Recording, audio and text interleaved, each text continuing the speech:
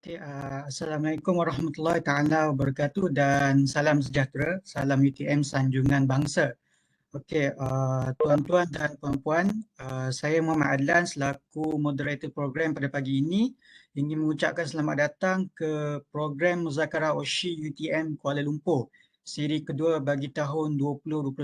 Okey, bagi memberkati program pada pagi ini, marilah kita membaca Ummul Kitab Al-Fatihah.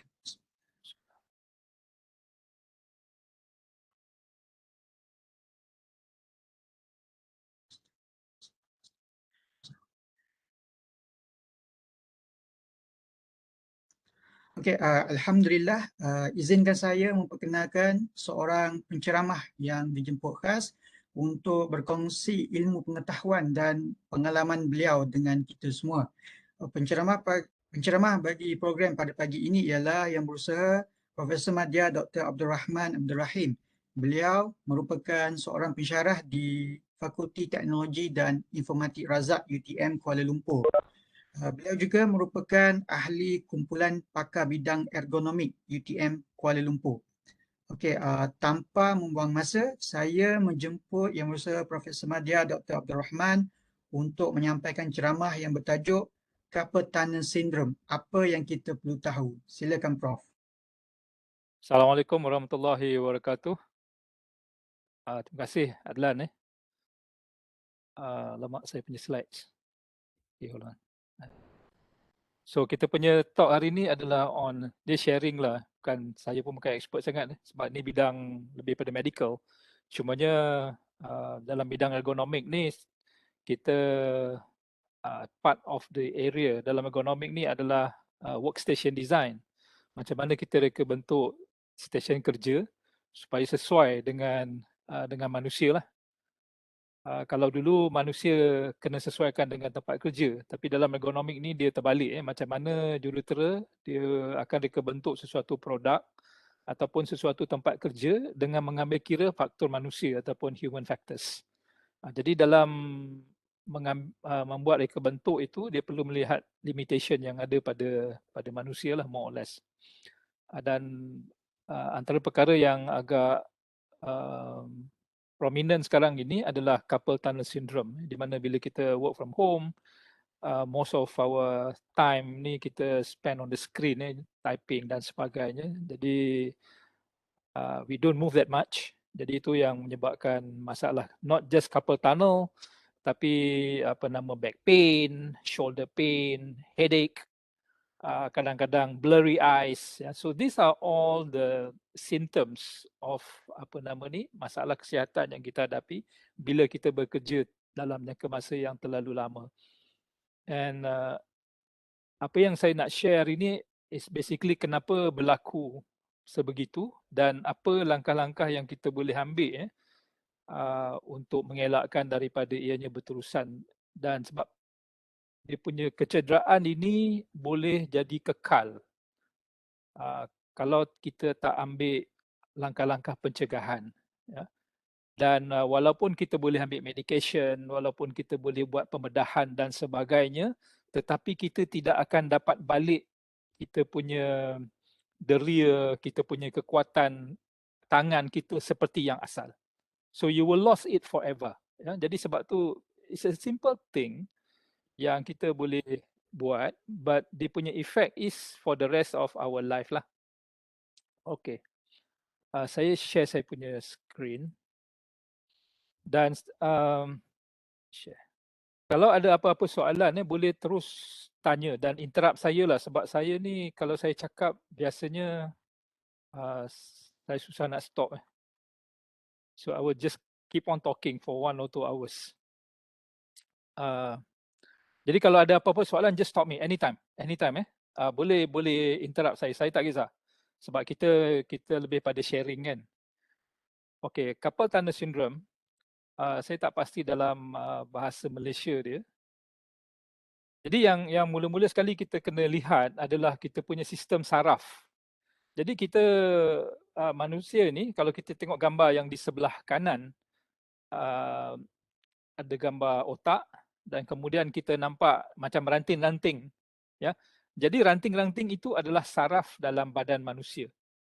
Dan kesemua ranting ini dia akan bersambung, contohnya daripada kaki kita, dia akan bersambung kepada kita punya central nervous system ataupun sistem saraf tunjang dan terus pergi kepada otak kita. Saraf daripada tangan juga dia akan naik pergi ke leher kita, ya, dan bersambung dengan saraf tunjang yang daripada kaki tadi terus pergi pada otak. So this is kita punya sistem saraf kita lah. Okey. Jadi apa yang kita rasa dekat tapak tangan kita, tapak tangan, tapak kaki, in fact kulit manusia ini dipanggil biosensor. Ini adalah sensor ataupun dalam bahasa Malaysia apa sensor ni? Sensor secara semula jadilah, ya, yang Allah jadikan. Di mana di kulit kita ni ada banyak saraf.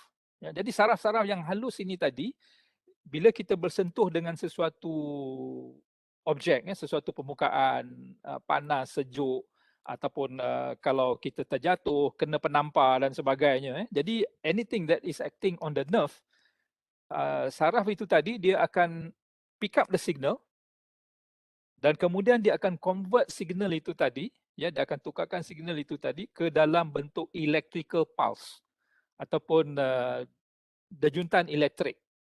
Jadi electrical pulse ini, ya, yang akan travel along with the nerve dan pergi dekat kita punya otak. So otak kita yang akan interpret, otak kita yang akan takrifkan, oh ini panas, ini sejuk, ini licin, ini kasar dan sebagainya. Jadi rasa itu bukan tangan itu hanya cuma menghantar maklumat sahaja pergi dekat otak. So otak kita yang akan interpret. Sebab itu tahap kesakitan sesuatu manusia itu tidak sama. Ini dipanggil threshold of pain. So the threshold of pain of human being is not the same. Ada setengah orang dia boleh tahan sakit, ada setengah orang tak boleh tahan. Ya, walaupun kesakitan yang diterima itu adalah sama, because that is the brain, how the brain is being trained. Contohnya kalau komando, mereka ini dilatih supaya dalam keadaan sejuk ataupun panas, dia ignore the pain. Dia punya kelebihan mereka boleh ignore the pain. So they can basically endure any situation lah. Duduk dalam dalam air pukul 12 malam 12 jam. No, because they were trained, because the brain were trained to be that way. Okey, ini daripada segi fungsi saraf itu tadi. Dan dalam agama Islam, bila bukan sahaja agama Islam, agama Yahudi, agama Bahai, cara kita menyembelih binatang atau membunuh binatang untuk kita makan adalah dengan menggunakan pisau. Okey. Dan ini juga ada kaitan, bila dibuat kajian, ada kaitan dengan kita punya sistem saraf. Kalau orang putih, dia nak sembelih binatang sebab dia tak nak nampak darah. Pada orang putih, kalau nampak darah, that is brutal. You are basically being zalim to the animal lah. Ya, ini orang putih punya persepsi. Jadi kalau di negara barat, kalau dia orang nak sembelih lembu, kambing, babi dan sebagainya, even ayam, mereka gunakan tenaga elektrik. Kejutan elektrik. Jadi dikenakan electrical shock at a certain voltage, binatang ni akan mati. Okay. Tapi isu dia dekat sini, bila binatang ini mati, darah dia tidak keluar. Ya. Darah binatang ini, dia macam darah manusia juga. Kadang-kadang dalam darah kita ni ada virus, ada parasite dan sebagainya. Kita tak tahu. Ya.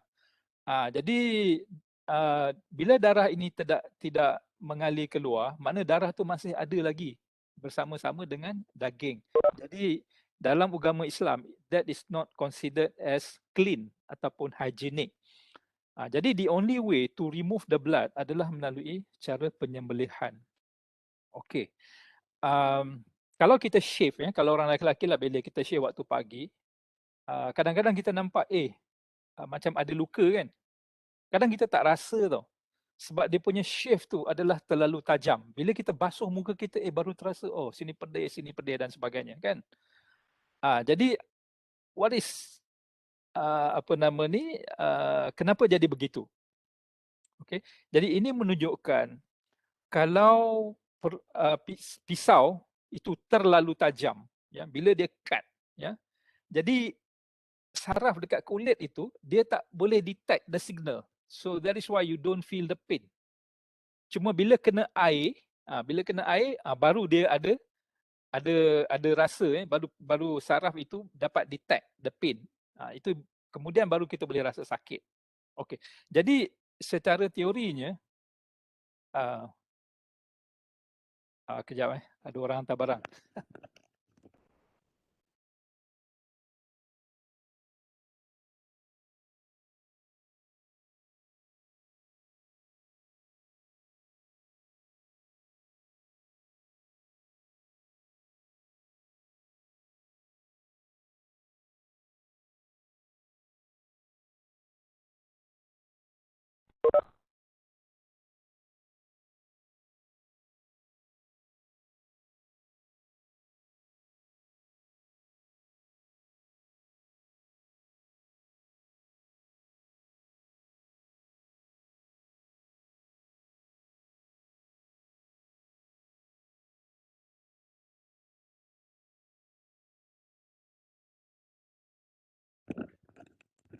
Sorry. Maaf. Sebab dia surat apa? Macam surat berdaftar. Okey. Jadi kalau dalam agama Islam, bila kita nak jatuhkan sesuatu capital punishment, kalau apa nama ni, kalau dekat Amerika, kalau orang tu dijatuhkan hukuman bunuh, dia akan apa nama ni, digantung ataupun dikenakan kejutan elektrik ataupun diberi suntikan bahan kimia lah. Ini cara yang paling biasa. Tapi kalau ikut hukum hudud yang betul-betul sebenar-benarnya, kalau seseorang itu dijatuhkan hukuman bunuh, maka dia macam Jepun lah, pancung. Okey. Jadi pada negara orang barat, ini nampak memang sesuatu yang sangat zalim lah. Tapi berdasarkan daripada satu kajian yang dibuat oleh satu researcher, saya tak berapa ingat dia punya nama dia, tapi this lady ni was very famous. Dia ni autis, ya, dia autistic. Dan autistic dia ni is a severe autism. Tapi it turns out yang walaupun dia autistic, tapi academically she's very smart and she can function well as a human. Ni kalau apa nama ni, but through training dan sebagainya. Jadi tak semestinya orang yang autistic itu dia punya life ni will be miserable throughout dia punya lifespan. So this particular researcher, bila dia buat research, dia nak tengok dia punya level of pain kepada binatang bila binatang itu disembelih. Ya, jadi sebenarnya kita boleh measure paras kesakitan lah. Ada cara dia lah, dia measure the brain wave. Jadi dia letakkan few probes dekat kepala binatang itu tadi dan kemudian binatang itu disembelih lah, sama ada menggunakan kejutan elektrik, menggunakan pisau dan sebagainya. Dan berdasarkan daripada kajian yang dilakukan, binatang yang disembelih ini dengan menggunakan pisau yang tajam, tapi pisau itu mesti tajam lah, dia punya level of pain is actually very low. So it is a surprise to the Mat Salleh because dia orang punya hipotesis, dia sebab buat research ni ada hipotesis. Hipotesis dia bila sembelih ni yang paling sakit. Kalau kejutan elektrik probably the least. Ni dia punya hipotesis. But it has proven otherwise. It's the reverse. Jadi apa yang berlaku bila binatang itu disembelih, ya. So apa yang berlaku, darah akan keluar sebab bila kita sembelih binatang ini dia kalau ikut secara teorinya lah, ada 4 urat, kalau orang Melayu panggil urat lah. Ada 4 kata urat lah yang perlu kita potong. Yang pertama adalah arteri, ya, arteri ataupun salur darah. Jadi salur darah untuk mammals, ya, termasuk manusia ataupun binatang, mammals lah, mamalia ni, dia ada 2 salur darah di leher, di kiri dan juga di kanan. Ini mesti putus, ya. Kalau kita nak sembelih binatang, ini mesti putus salur darah. Sebab inilah yang menyebabkan darah itu keluar. Ini yang pertama. Yang kedua adalah saluran pernafasan. Ya, saluran pernafasan. Bila kita bernafas ni dia ada saluran pernafasan dan saluran pemakanan lah. Pernafasan dengan makanan ni sekali lah kan. Jadi yang ini keempat-empat ni mesti betul-betul putus. Baru binatang itu dikira sah dia punya sembelihan dia lah. Okey. So apa yang berlaku dekat sini, bila binatang itu disembelih, bila darah itu keluar, satu lagi saya nak kena cerita ni berkaitan darah dengan otak. Ya, bila otak kita ni sepanjang masa perlu menerima darah, sepanjang masa. Kalau tidak ada darah yang sampai ke otak, dia punya window adalah 4 minit sahaja, di mana selepas 4 minit itu kita akan pitam, kita akan collapse, prolong deprivation of oxygen ataupun darah tadi akan menyebabkan kita brain dead dan finally kita akan mati. Okay? Sebab itu orang yang mati COVID itu dipanggil happy hypoxia, kan? Meninggal dekat rumah tanpa ada simptom dan tiba-tiba dia mati. So apa yang berlaku, orang yang hyperhypoxia yang kes BID brought in ke hospital ini, virus COVID-19 itu masuk dalam paru-paru, okay, tapi disebabkan oleh mereka ni mungkin sihat, jadi dia akan menyerang kita punya paru-paru. So kandungan udara yang kita sedut jadi dia makin lama dia makin kurang. Itu yang oxygen level tu dia boleh drop sampai 70, 60, 50%. Dan bila paras oksigen itu, sebab dia bukan sudden drop tau. Sebab dia progression sebab virus tu bila duduk dalam paru-paru dia akan attack. Tapi sebab dia virus tu kecil kan, jadi dia akan attack sikit. Jadi paras oksigen tu akan kurang sikit. Jadi kita tak perasan, kita tak rasa. Bukan macam kalau dia sudden attack kan, orang tu akan mengalami kesusahan untuk bernafas, dia menjerit, dia rasa penat dan sebagainya. Tapi sebab dia punya kandungan oksigen tu dia kurang sikit. Jadi secara teorinya bila kandungan oksigen itu kurang, makna oksigen yang sampai kepada otak itu juga kurang. Jadi orang ini dia akan macam mengantuk, lepas tu dia akan tidur dan bila paras oksigen tu mungkin sampai saya agaklah kan 60% dan sebagainya, dia akan gasping for air, tapi dia tak menjerit apa tau, dia akan dia macam penat macam tu dan kemudian hayat dia terus habis. Ini yang bahayanya COVID lah. Sebab tu kes yang BID yang dibawa ke hospital itu agak tinggi dan the latest case di Perlis itu 2 beranak meninggal. Dan si ibu tu bila dijumpai dia dah dalam keadaan lemah sebab paras oksigen dia sangat-sangat sedikit dan kemudian bila dibuat test semuanya adalah positif COVID-19. Okey. So berbalik semula pada cerita saya ini tadi. Jadi bila darah itu banyak keluar, patient binatang tadi dia akan collapse dan kemudian bila dia collapse dan dia dia macam pengsan lah dan dia kemudian bila darah keep on keluar dia akan terus matilah. Okay. So jadi in other words sebab signal pain itu dia travel dia bila orang itu collapse jadi signal tu tak sampai dekat otak dia. Jadi itu yang menyebabkan tak rasa sakit. Jadi orang yang dihukum pancung, binatang yang kita sembelih dan sebagainya, dia tidak rasa sakit ataupun dia punya kesakitan itu is actually very very minimum. Because the signal itu dia tak sampai kepada otak. Okey. Dan kalau kita lihat kalau kita berdiri terlalu lama sangat, kadang-kadang kita rasa sakit pinggang. Sebabnya adalah nerve daripada kaki ini dia terus bersambung ke pinggang kita dan terus pergi dekat otak. Itu yang kadang-kadang kita bila kita berdiri lama ataupun bila kita duduk lama sangat kita rasa kebas. Dan kemudian kadang-kadang kita akan rasa sakit pinggang juga. Sebab tu kalau kita duduk lama sangat bila kita buat kerja work from home ini, kita boleh menyebabkan sakit pinggang, kebas kaki dan sebagainya sebab kita tidak bergerak.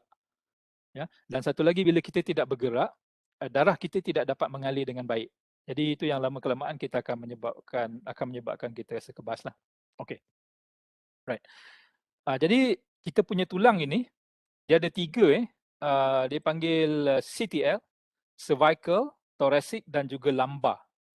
Jadi tulang cervical ni dia ada 7, C1 sampai C7 daripada pangkal kita punya kepala ni sampai habis leher kita lah. Ni dipanggil cervical bone. Dan kemudian dia ada thoracic. Jadi kalau kita rasa belakang kita ni kita rasa berbonggol so this is thoracic spine ataupun thoracic bone. Dia ada 12.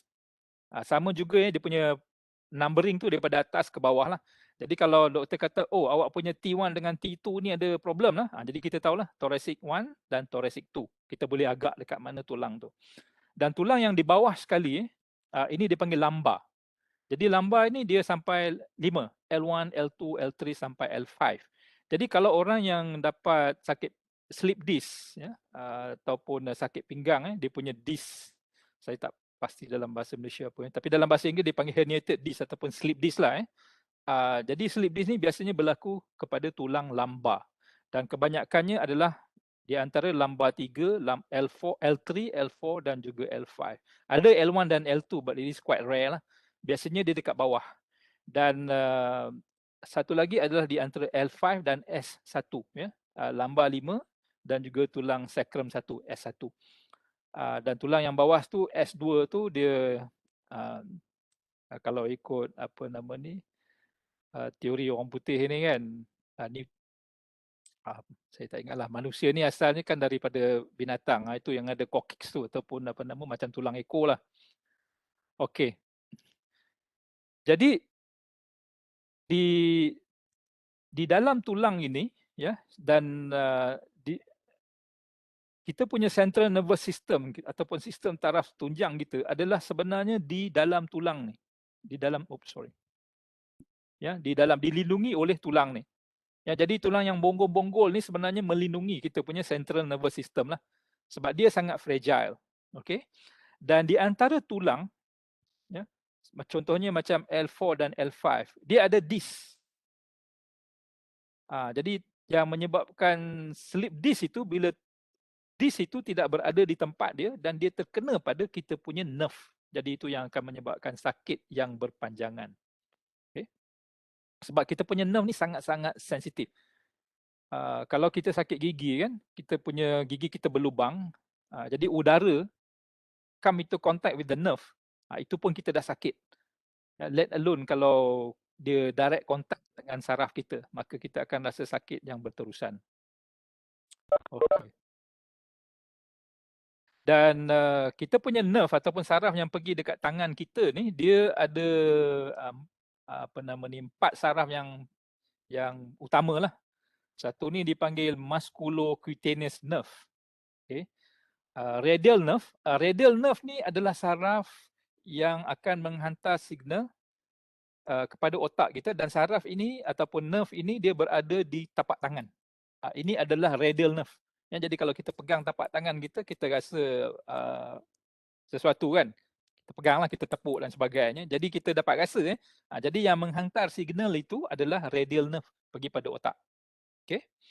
Yang kedua adalah median nerve. Jadi carpal tunnel syndrome ni biasanya disebabkan oleh masalah pada median nerve. Ini nanti kita akan lihatlah. Dan satu lagi adalah ulnar nerve. Okay.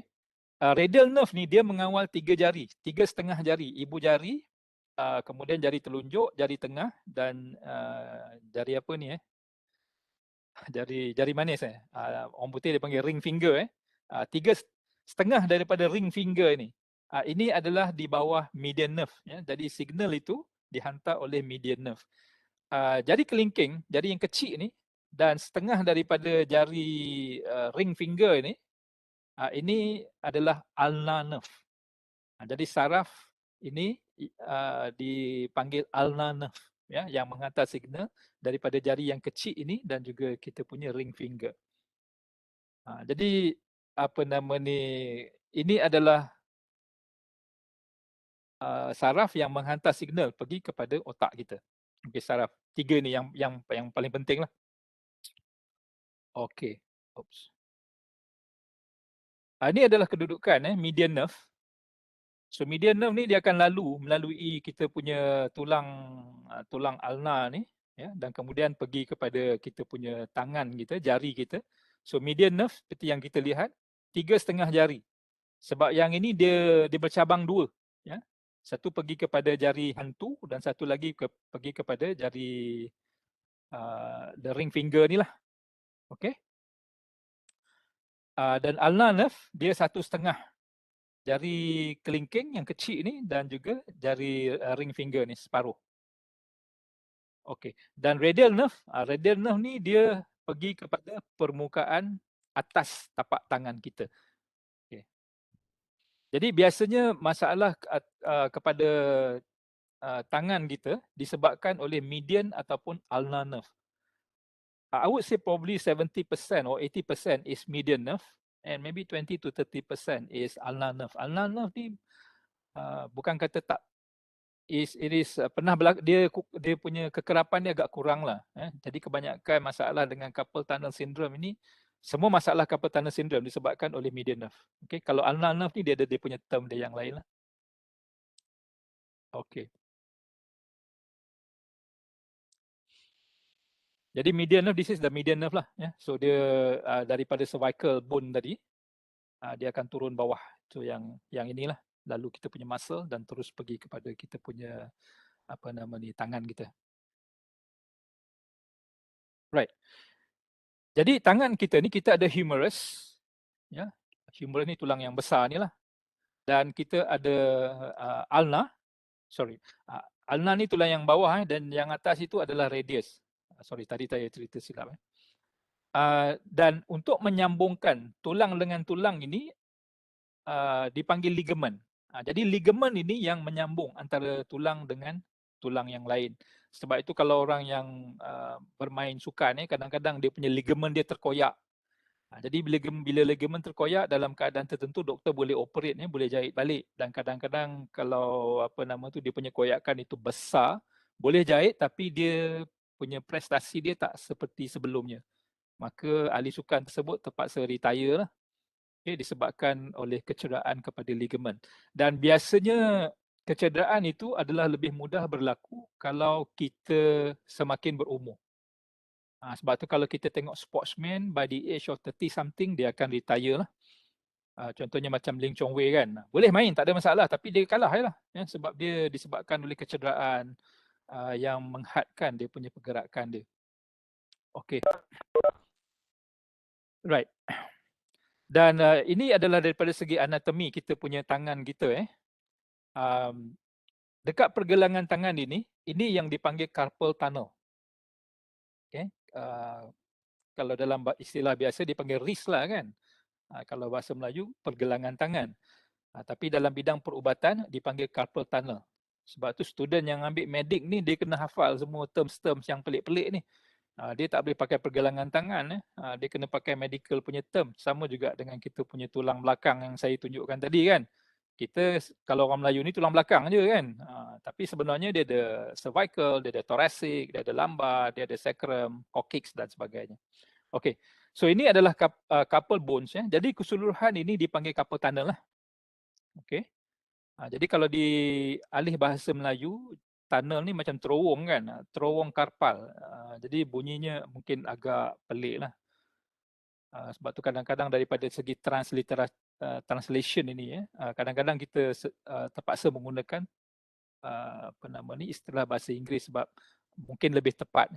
Jadi kalau kita direct translate dalam bahasa kita, mungkin makna tu akan jadi terowong kan. Tapi tak nampak macam terowong pun. Jadi dia kadang-kadang ada kekeliruan di situ. Okey. Jadi kita ada carpal bones, jadi tulang jari kita ni di sekolah carpal bones. Ini pun adalah dia punya technical name dia untuk setiap satu. Dan kemudian kita ada tendon. Jadi yang menyebabkan kita boleh menggerakkan tangan kita ni, kita boleh bagi straight, kita boleh genggam dan sebagainya, ini adalah tendon, bukan muscle. Tangan kita tak ada muscle. Tangan kita ada tendon sahaja. Yang ada muscle ni kita punya bicep dan juga tricep. Ini kita punya muscle. Yang menggerakkan tulang besar ini adalah otot. Tapi dekat jari ni, sebab dia so delicate, dia tidak ada muscle. Jadi kalau ada muscle orang yang exercise jari ni, jari dia akan jadi besar kan. Tapi tak, jari kita masih sama. Okey. Dan yang saya sebutkan tadi ni, yang menggerakkan jari kita ni adalah kita punya tendon. Okay. Ligamen ni yang menyambungkan tulang dengan tulang. Okey. Jadi yang di luar ni, yang putih ni, ini adalah ligamen lah. Jadi kita punya median nerve ataupun saraf penengah ni tadi, saraf tengah ni, dia lalu di bawah ligamen. Dan dia berada di antara tendon dan tendon. Jadi dia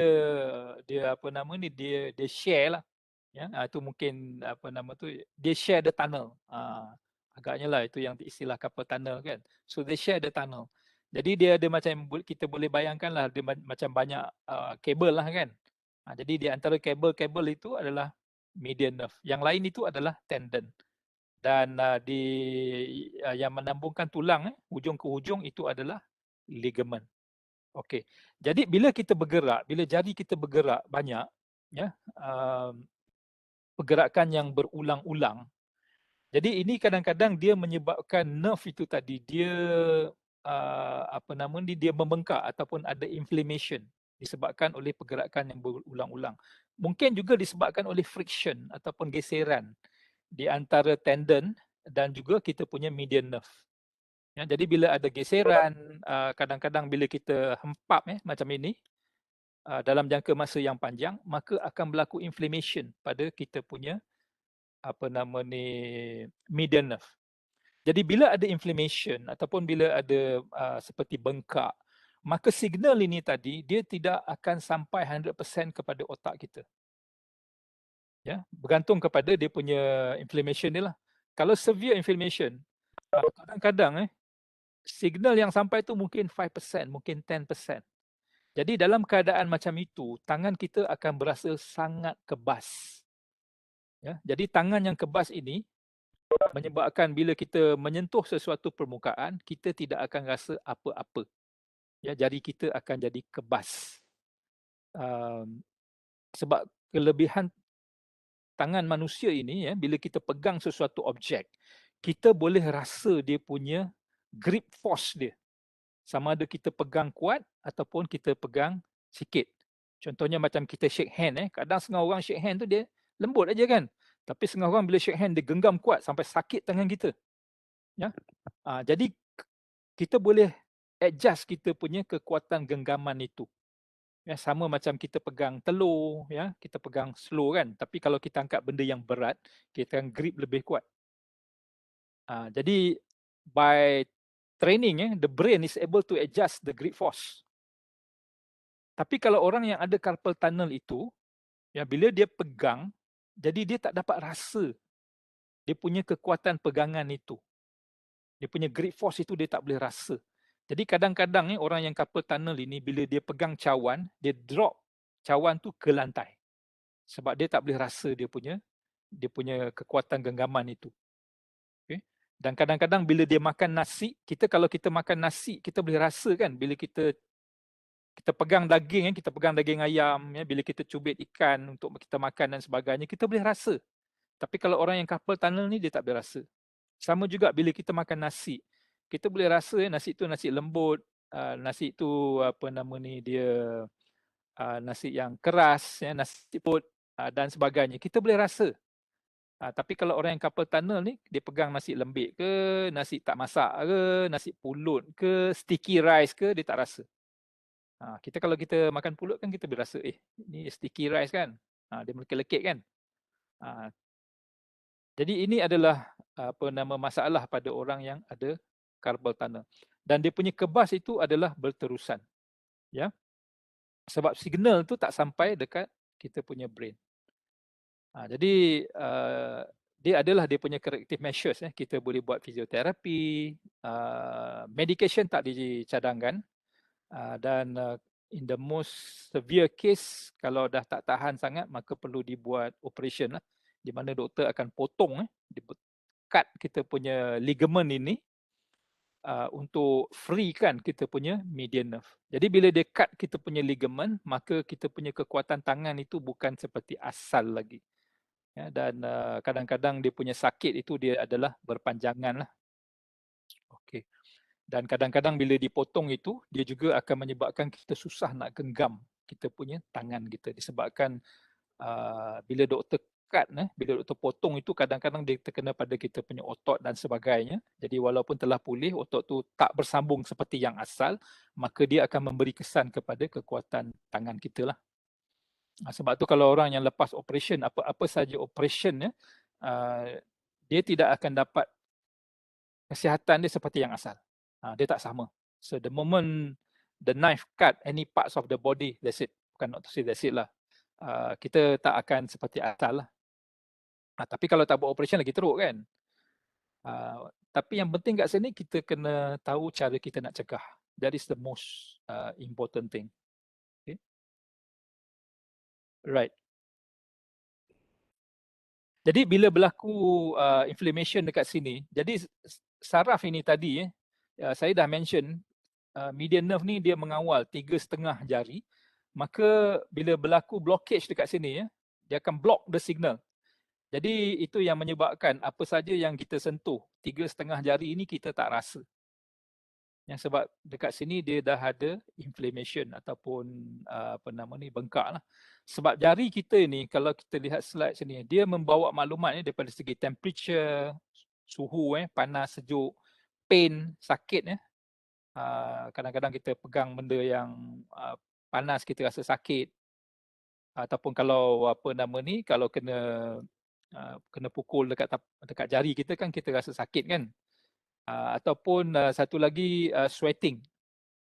Ya, sebab biasanya secara automatik kalau badan kita panas dan sebagainya kita akan berpeluh. Jadi yang menyebabkan badan kita berpeluh ini disebabkan oleh signal itu tadi yang daripada saraf pergi dekat otak, so automatik kita akan berpeluh. Jadi dia juga akan mengganggu the control of the sweat. Ini fungsi saraf daripada median nerve. Okay. Sebab dia median nerve ni dia soft, dia lembut kalau nak dibandingkan dengan tendon. Tendon ni sebab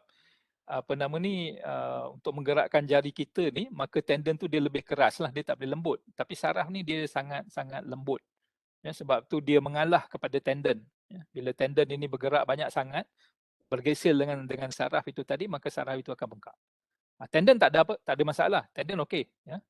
Cumanya kesakitan itu adalah kepada kita punya median nerve. Okay.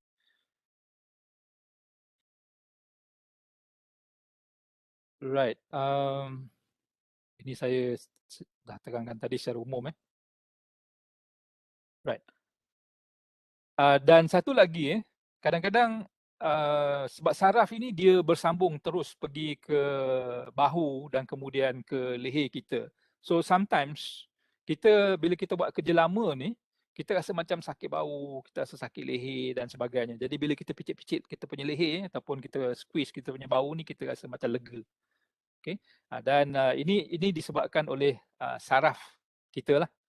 Kan? Jadi bila kita buat kerja terlalu lama dalam posisi yang sama, jadi tidak ada pergerakan, tidak ada blood flow. Jadi ini mengganggu kita punya sistem saraf kita. Jadi itu yang menyebabkan kita rasa sakit, lenguh dan sebagainya lah. Jadi macam setengah orang dia pergi urut, ada setengah orang dia mandi air panas, pergi spa dan sebagainya lah. Jadi bila kita bila kita berurut, sebab dia ada kaitan dengan kita punya peredaran darah kita. Okay, sebab bila kita duduk terlalu lama, darah tidak dapat mengalir dengan baik kan. Jadi bila darah tidak dapat mengalir dengan baik, mana darah tu dia tak sampai pada bahagian badan kita yang tersentuh. Jadi itu yang mungkin akan menyebabkan kita rasa kurang selesa. Ya, sebab tu bila kita mandi air panas, kita punya salur darah kita mengembang, jadi kita rasa segar. Ya, sebab kita punya bahagian-bahagian sel-sel tangan, sel-sel bahu dan sebagainya, bila darah tu dapat mengalir dengan baik, kita akan rasa fresh. Sama juga dengan berurut lah. Jadi bila berurut, orang tu angkat tangan kan dan sebagainya lah kan. Kalau orang yang biasa berurut itu, bila ada pergerakan, maka darah tu dapat mengalir dengan baik. Tapi sebenarnya berurut ni tak perlu. Kalau kita buat exercise, sama aja macam kita pergi urut kan. Kita move all the muscles ya. Jadi darah dapat mengalir dengan baik dan kita punya fungsi saraf pun dapat berfungsi dengan lebih baik lah. Okey. Jadi carpal tunnel ni, ini the severe case ya. Saya tak pernah tengok lagi lah orang yang carpal tunnel yang tangan dia yang sampai macam ni. Tapi saya rasa ni probably the most severe case lah. Okay. Kita boleh nampak macam ada berlekuk pada tangan dia. Okay. Dan kalau di hospital untuk confirmkan dia punya bengkak dekat medium nerve tu, how bad it is, doktor akan buat x-ray lah. Ya.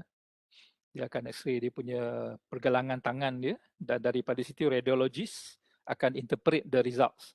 Dan sekarang ni dia ada dalam bidang perubatan ni, sebab dia makin specialized, dia panggil hand specialist. Makna doktor tu kepakaran dia adalah untuk tangan saja. Lain dia tak tahu. Bukan tak tahu, lain dia tak tengok. Jadi kalau orang ada sakit tangan, makna daripada bahu ke bawah, you see this doctor. Dia panggil hand specialist. Jadi nak buat treatment, nak buat surgery dan sebagainya, this is the specialty of this doctor lah. And some of these doctors, they are also what they call a microsurgeon. Dia boleh buat microsurgery. Jadi makna kalau tangan orang tu terputus, ya, dia boleh sambungkan balik. Sebab kalau tangan tu putus, nak sambungkan balik ni dia kena very meticulous. Sebab dia nak kena sambungkan saraf dengan saraf, dia nak kena sambungkan salur darah dengan salur darah, dia nak kena sambungkan muscle dengan muscle. So it will take hours untuk sambung balik. Saya mengajar kursus safety. Jadi kadang-kadang dekat industri ni, orang yang kerja dekat kilang yang potong besi, potong kayu dan sebagainya, kadang-kadang jari dia terpotong, kadang-kadang pergelangan tangan terpotong dan sebagainya. Jadi mereka ni bila dibawa pergi ke hospital, bergantung kepada pakar. Kadang pakar dia kalau dia bukan bidang dia, dia tak boleh buat. Biasanya kalau hospital daerah, dia tak boleh buat this operation. Jadi dia akan hantar ke hospital besar. Dan kalau kes itu kes yang severe, dan kalau bahagian tangan ataupun kaki yang putus itu masih dalam keadaan yang baik dan tidak hancur, dan dalam jangka masa 5 hingga 6 jam selepas kemalangan itu, bawa pergi ke hospital, doktor boleh sambung. Jadi dia punya window tu 5 hingga 6 jam. Kalau bahagian tangan yang putus tu diletakkan dalam plastik, letakkan dalam ais, dan kemudian diletakkan dalam macam flask kan, yang orang guna untuk pergi mancing tu, mungkin dia boleh extend sampai mungkin 7 jam, 8 jam lah. Lepas pada tu sel-sel tu dah mati, dah tak boleh nak sambungkan lagi. Jadi doktor yang buat kerja sambung-sambung ni dia panggil microsurgeon. Ni bidang kepakaran dia lah. Kalau di Malaysia ni di Hospital Selayang.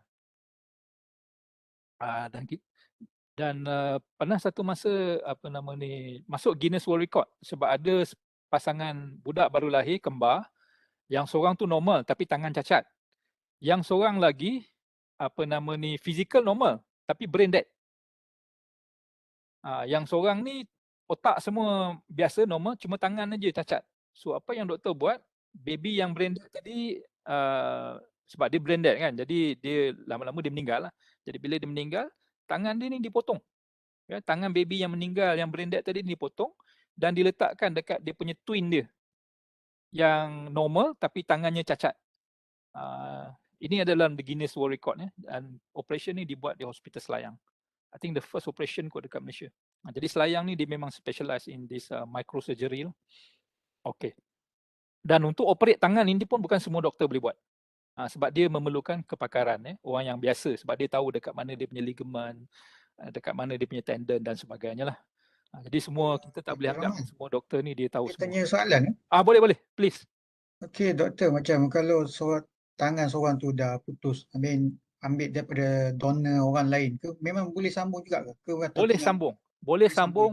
Yes, boleh sambung. Tapi dia dia punya protokol dia macam-macam lah. SOP dia lah kan. Yang pertama blood type dia mesti sama. Lepas tu yang kedua saiz tulang tu mesti lebih kurang sama. Sebab nanti bila dia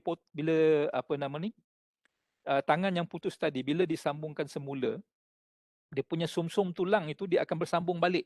Jadi saiz tu mesti hampir sama lah. Jadi kalau seorang tulang besar, seorang tulang kecil tak boleh.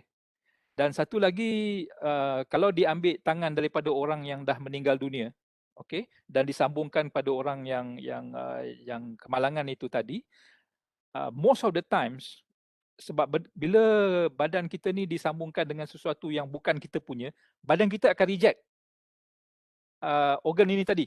Jadi orang ni dikena makan ubat sampai mati. Anti-rejection punya drug.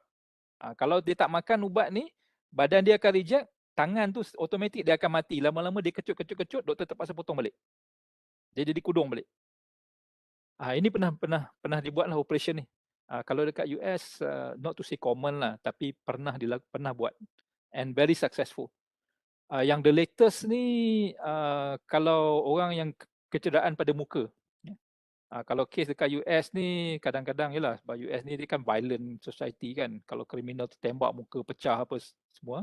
Ada kes kemalangan, ada kes orang masuk hutan hunter, dia berjumpa dengan beruang cakar muka dia, hilang muka sebelah.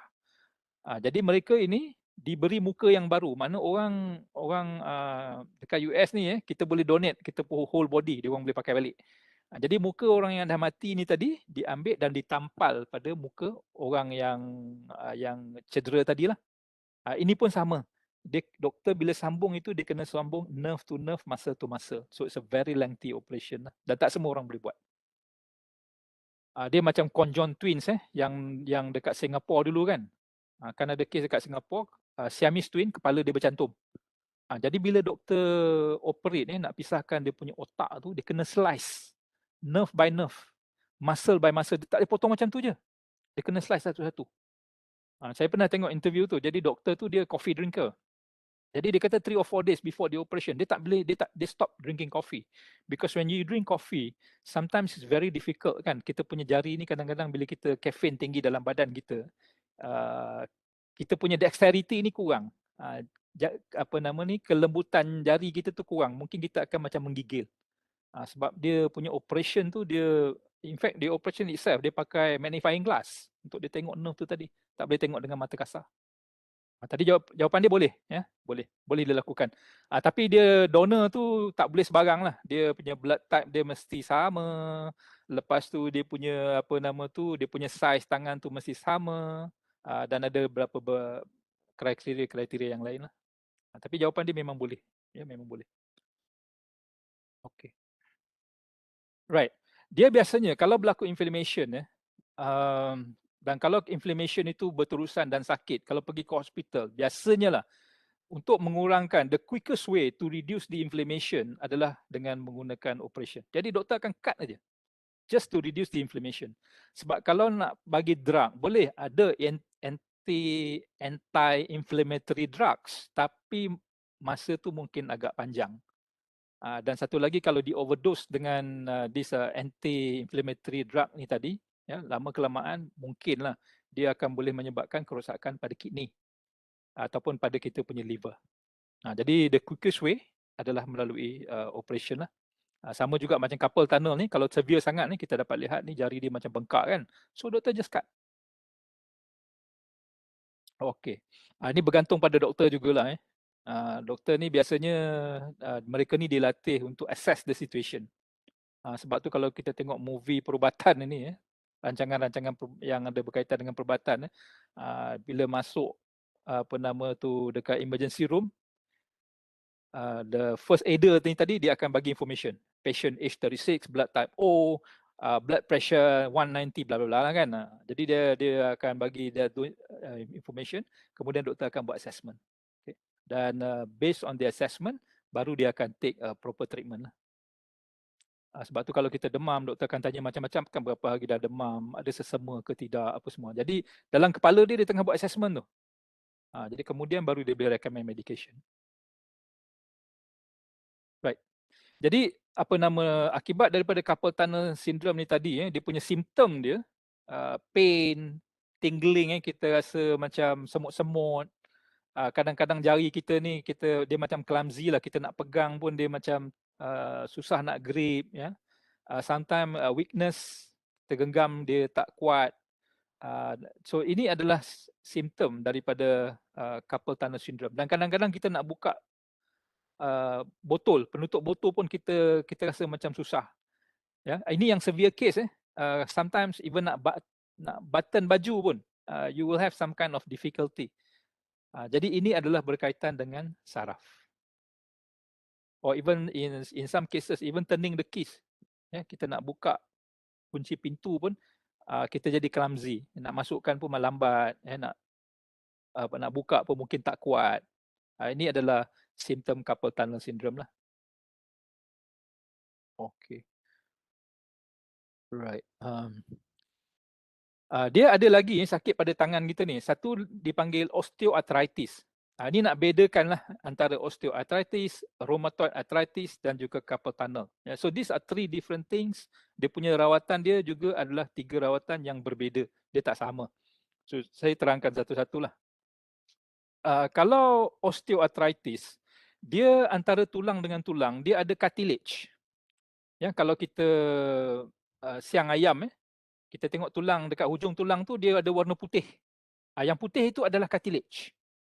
Jadi kalau kita tengok yang warna putih tu macam tulang lembu dan sebagainya, kan dia licin kan, dia warna putih dan dia licin kan. It's very smooth. Jadi disebabkan tulang dengan tulang itu bila bergerak dia ada friction ataupun dia ada geseran.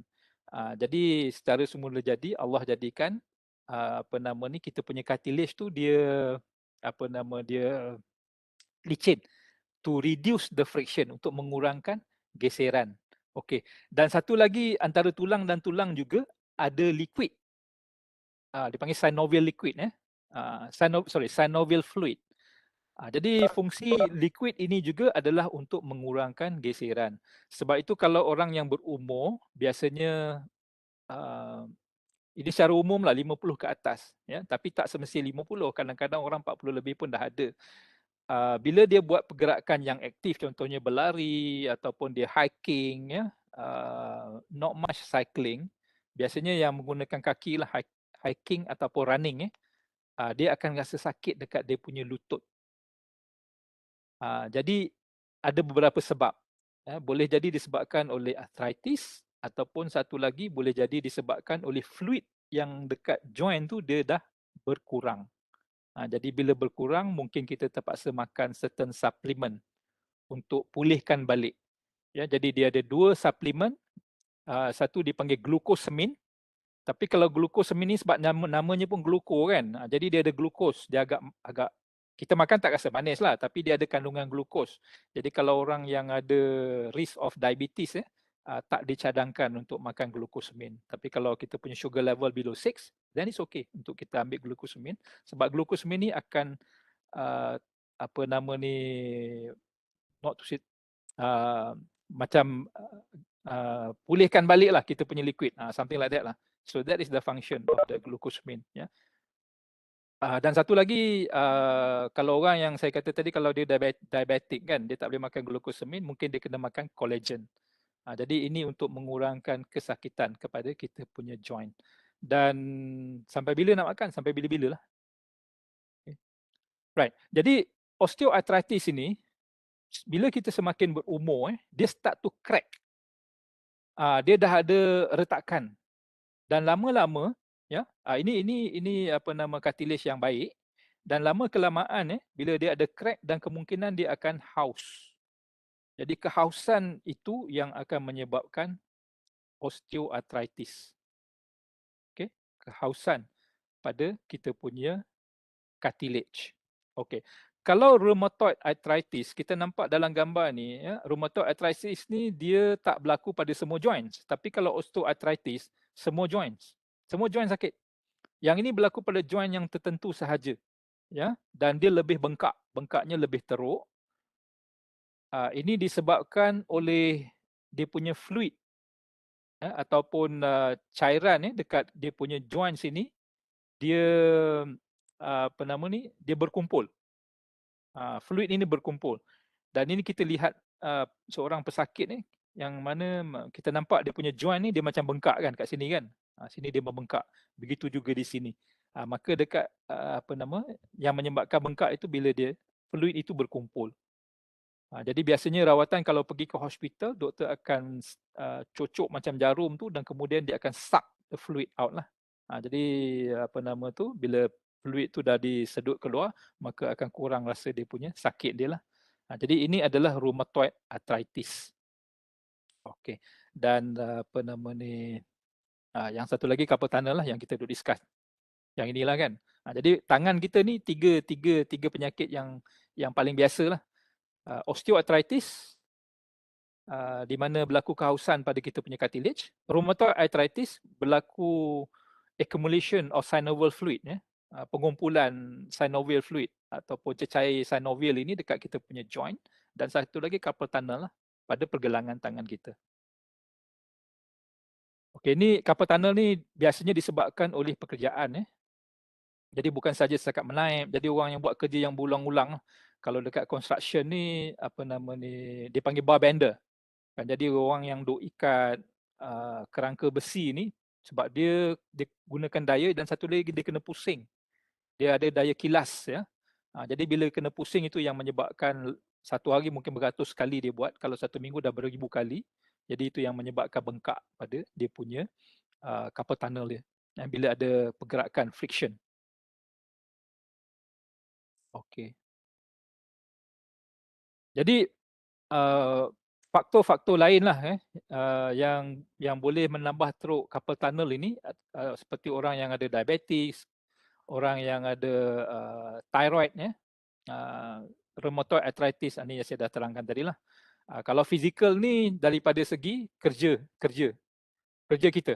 Contohnya macam typing, texting, macam budak-budak duk main game kan. Kalau kita gunakan tools, kadang-kadang tools dulu dia vibrate kat tangan kita, ataupun any sports that involve the wrist. Contohnya macam main tenis, main pingpong dan sebagainya lah.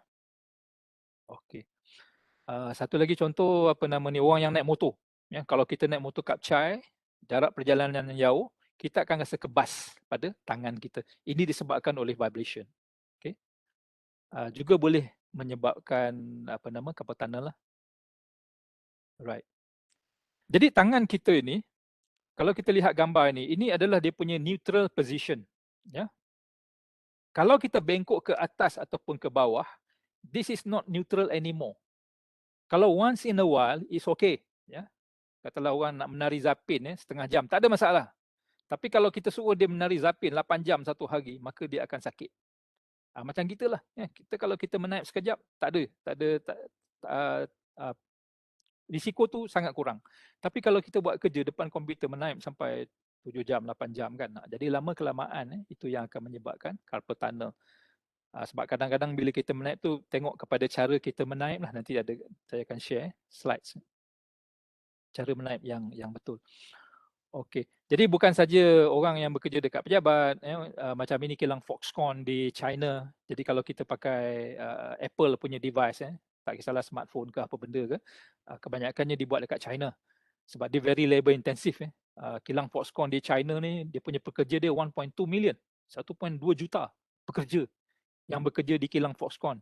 Satu-satu kilang 100,000 pekerja. Itu biasa. Ada yang sampai 200,000 pekerja yang bekerja di satu kilang. Jadi dia ada hostel, dia ada dia punya dining hall dan dia punya tempat kerja. Jadi dia orang ni lepas kerja, dia orang akan kerja 12 jam, pergi makan, tidur. Besok pergi makan, kerja balik. Dia macam tu lah. Ini dekat China.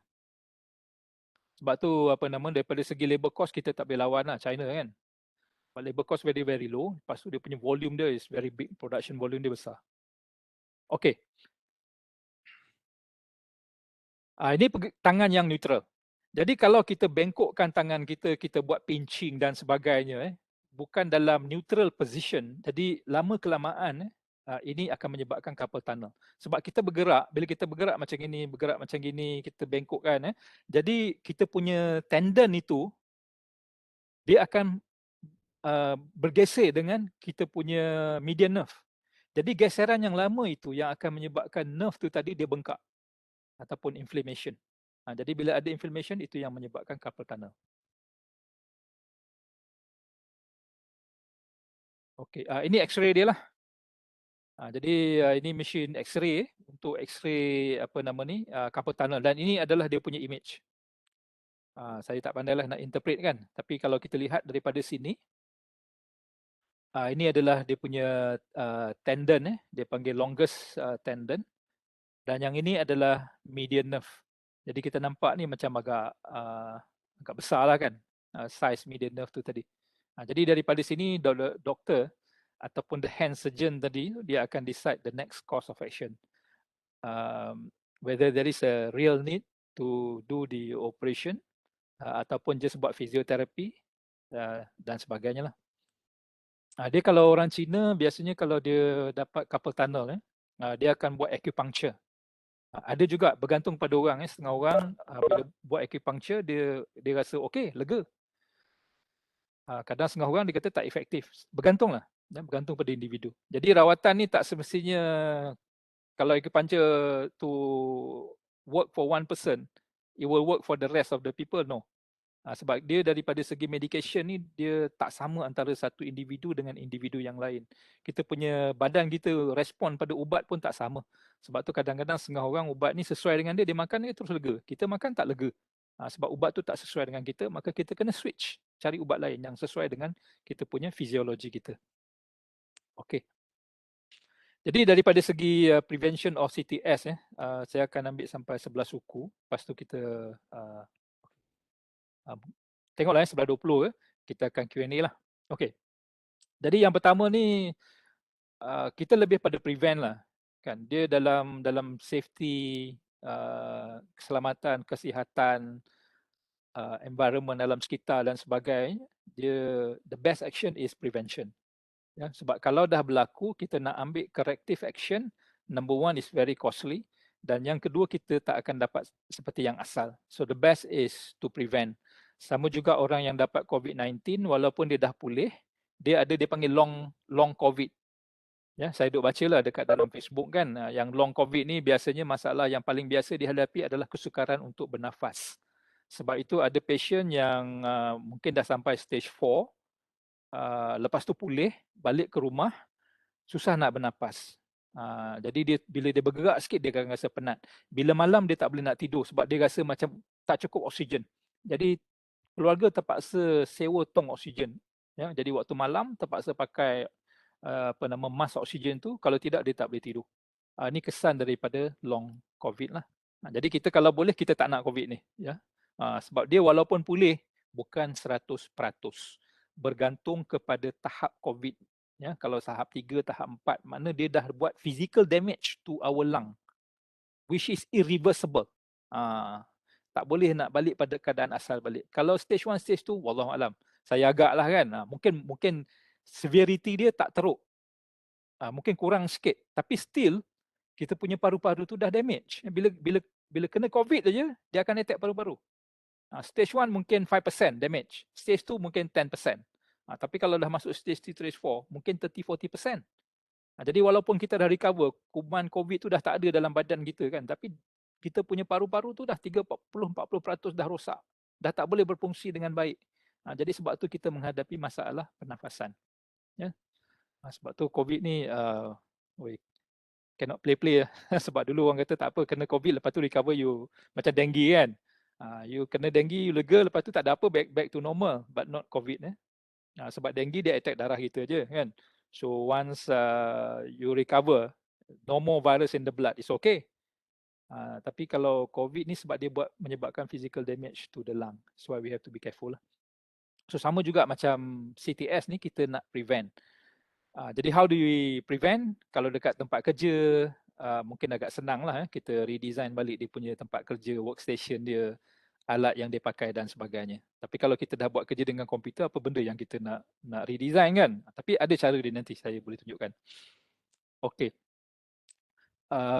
Ini kalau dekat industri, ini peranan jurutera industri lah. Yang pertama dia redesign the workstation. Yang kedua work design itself, cara kerja tu. Mungkin dia gunakan alat yang tertentu, jadi alat itu boleh mengurangkan pergerakan yang berterusan dan sebagainya lah. Ini adalah tugas jurutera, to design the work and to design the workstation. Okay.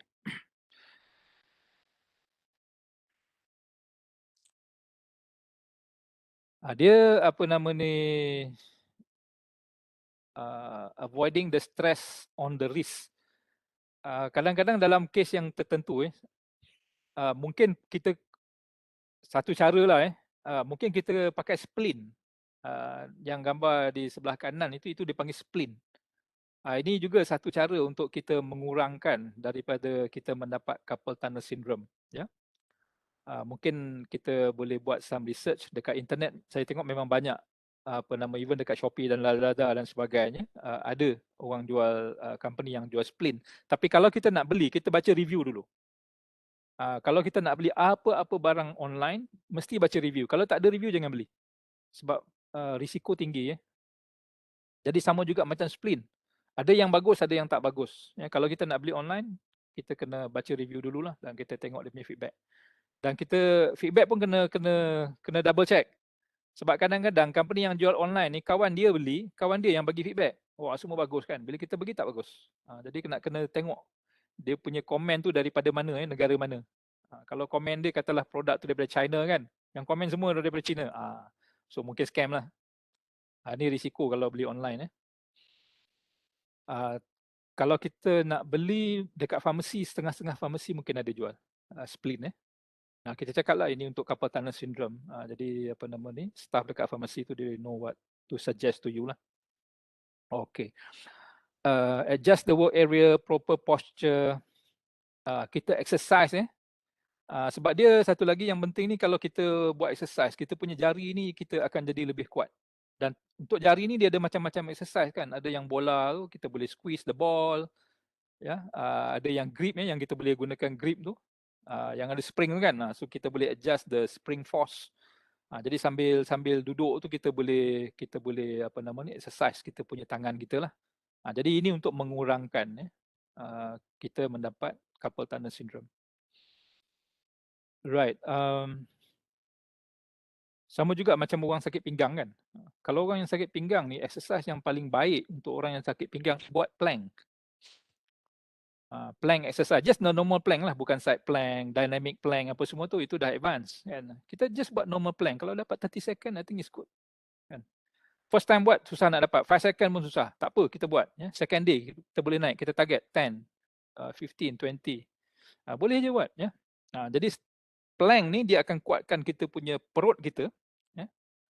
Perut kita ni ada muscle kan, jadi dia akan build muscle dekat kita punya stomach ni, dan satu lagi muscle dekat belakang kita. Jadi bila kita punya otot dekat belakang ni lebih kuat, dia boleh tahan lah daripada kita dapat sakit pinggang. Ataupun satu lagi yoga lah kan. Kalau orang yang minat yoga ni, yoga is also good to strengthen the body. Sebab kalau badan kita fit, kemungkinan untuk kita dapat carpal tunnel syndrome dan sebagainya is actually reduce ataupun less, but the body is able to withstand apa nama ni, that situation lah. Okay. And of course good nutrition, avoid smoking dan sebagainya. Okay. Ini daripada segi job design. Ini satu contoh lah. Jadi bila kita buat kerja, sepatutnya kita punya siku tu sepatutnya sama level dengan kita punya keyboard. Ni rule number 1. Okay. Dan yang kedua, kerusi kita itu sepatutnya ada handrest. Ada tempat untuk kita letak tangan. Jadi bukan sepanjang masa kita punya tangan itu tergantung. Kita ada handrest dan kemudian kita menaik dengan biasa. Again, as I said tadi, kita punya siku mesti sama paras dengan meja. Sama paras dengan keyboard. Kalau tinggi ataupun rendah, kita akan sakit bahu. Kita akan sakit pada pergelangan tangan dan kemungkinan boleh mendapat carpal tunnel syndrome. Okay, jadi ini yang pertamalah. Makna keyboard mesti sama paras dengan siku, dan yang kedua kena ada handrest. Okey. Ini satu lagi contoh apa nama ni, dia panggil smart glove. Dan kita tengok glove ni dia agak pelik sikit sebab dekat bawah ni dia kembung. Sebenarnya yang kembung ni dia ada sponge yang akan absorb berat tangan kita.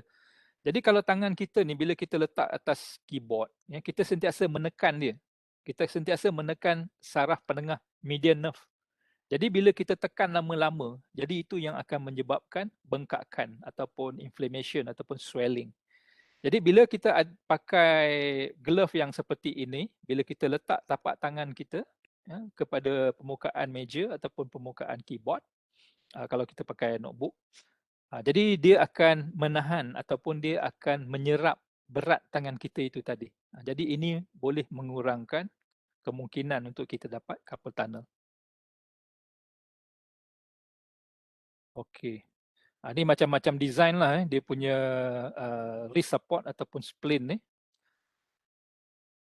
Ni satu lagi dia bila kita menaip, again tadi saya mention pasal kita punya tangan ni dia ada neutral position. Jadi kalau kita tegakkan tangan kita macam ni, this is a neutral position. The moment kita bend, that is not neutral anymore. Jadi kita kalau boleh tangan kita ni sepanjang masa kita cuba pastikan dalam neutral position. So bila kita menaip, bila kita letakkan kita punya pergelangan tangan pada keyboard ataupun pada meja, jadi itu yang boleh menyebabkan carpal tunnel. Jadi dia pelik sikit lah kalau kita tengok ni kan. Jadi tapak tangan ni ataupun carpal tunnel ni kalau boleh tidak bersentuh dengan apa-apa permukaan. Tapi kadang-kadang tu lah kita lebih selesa kalau kita letak tapak tangan kita tu tadi dekat carpal tunnel tadi kita letak pada meja ataupun pada permukaan keyboard kan. Permukaan kita punya notebook tadi. Macam ni lah kan, macam gambar ni. So this is actually not recommended lah. Jadi kalau kita again as I said, sebab kita punya screen time ni 7 jam 8 jam satu hari. Kadang-kadang kalau orang yang workaholic tu sampai 10 jam duduk depan komputer kan. So memanglah boleh dapat this carpal tunnel. Okey, lagi satu bila kita duduk, sebab tulang belakang ni, saya dah tunjuk dalam slide yang mula-mula tadi kan. Tulang belakang kita ni bukan tegak, bukan straight kan. Dia berbentuk S. We call S curve lah. Okey. Jadi bila kita duduk, kita punya tempat sandar ni mesti ikut kita punya bentuk tulang belakang. Sebab tu tempat sandar ni kalau kita lihat, dia tak straight ni, dia tak lurus, tapi dia ada curve ataupun ada lekukan. Dia patut macam gini lah. Kalau kita membungkuk ke hadapan, maka tulang belakang kita ni, dia dah tak dalam dia punya neutral position. Gambar yang hijau ni, ini neutral position of our backbone. Ingat saya mention tadi, kita ada cervical bone, kita ada thoracic bone dan juga kita ada lumbar kan. Jadi ketiga-tiga ni berada dalam neutral position. Tapi bila kita bongkok ke hadapan, this is not neutral anymore dan itu yang akan menyebabkan kita sakit bahu dan juga sakit pinggang. Tapi bila kita buat kerja macam selesa kan kalau kita macam tu kan, kita bongkok ke depan macam tu. Tapi long term kita akan dapat sakit macam ni lah, sakit pinggang dan sebagainya. Okey, bila kita nak menaip,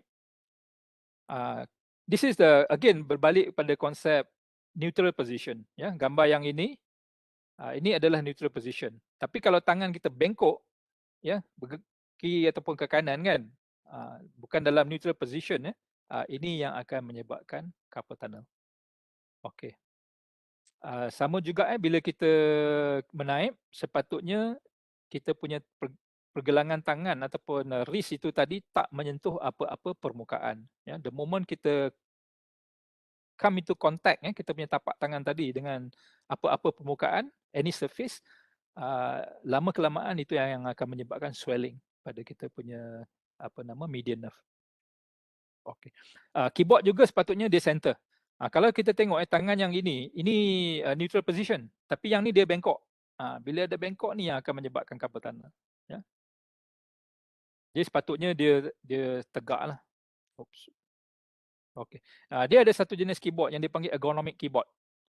Ini supaya tangan kita ni berada dalam neutral position. Tapi dia macam keyboard ni macam agak pelik sikit lah. Tapi ada dijual. Saya pernah tengok dekat Lawyat, ada jual. 300 lebih kot harga dia. Kalau tengok dekat Google pun ada. Google pula. Lazada ataupun Shopee. Tapi the best, kalau boleh kita pergi kedai komputer lah, kita test sendiri kan. Sebab dia ada banyak design. Ni standard keyboard. Jadi kalau ergonomic keyboard, this is the design lah. Which is agak pelik lah. Ada setengah-setengah design tu dia pisah dua. Keyboard ni dia pecahkan dua. Satu untuk tangan kiri, satu untuk tangan kanan. Ada design yang macam tu. Sebab kita nakkan dia dalam neutral position. Okay. Sama juga kalau kita gunakan mouse, patutnya tegak lah. Kalau kita sengitkan tangan kita, this is incorrect position. Okay. Ataupun kita punya, kalau kita lihat ni dekat sini, permukaan tapak tangan kita ni bersentuh dengan mouse. So this is also not good lah. Ini bersentuh dengan mouse. Yang ini bersentuh dengan mousepad ataupun meja kan. Seeloknya macam ini. Dan tegak lah. This is the correct position. Okay. Ini semua exercise yang kita boleh lakukan lah. Jadi kalau kita dah buat kerja lama sangat kan, jadi kita just gerak-gerakkan je tangan kita. Kita genggam, kita gerak, kita kiri kanan dan sebagainya. Ini untuk mengurangkan kesakitan dan juga carpal tunnel lah. Dan sekarang ni sebab work from home kan, jadi boleh je kalau kita nak menerap ataupun nak letak tangan ke belakang dan sebagainya. Kalau ada ball, what they call a ball untuk grip ball itu, this is also something yang kita boleh buat lah untuk mengurangkan kesakitan. Okay.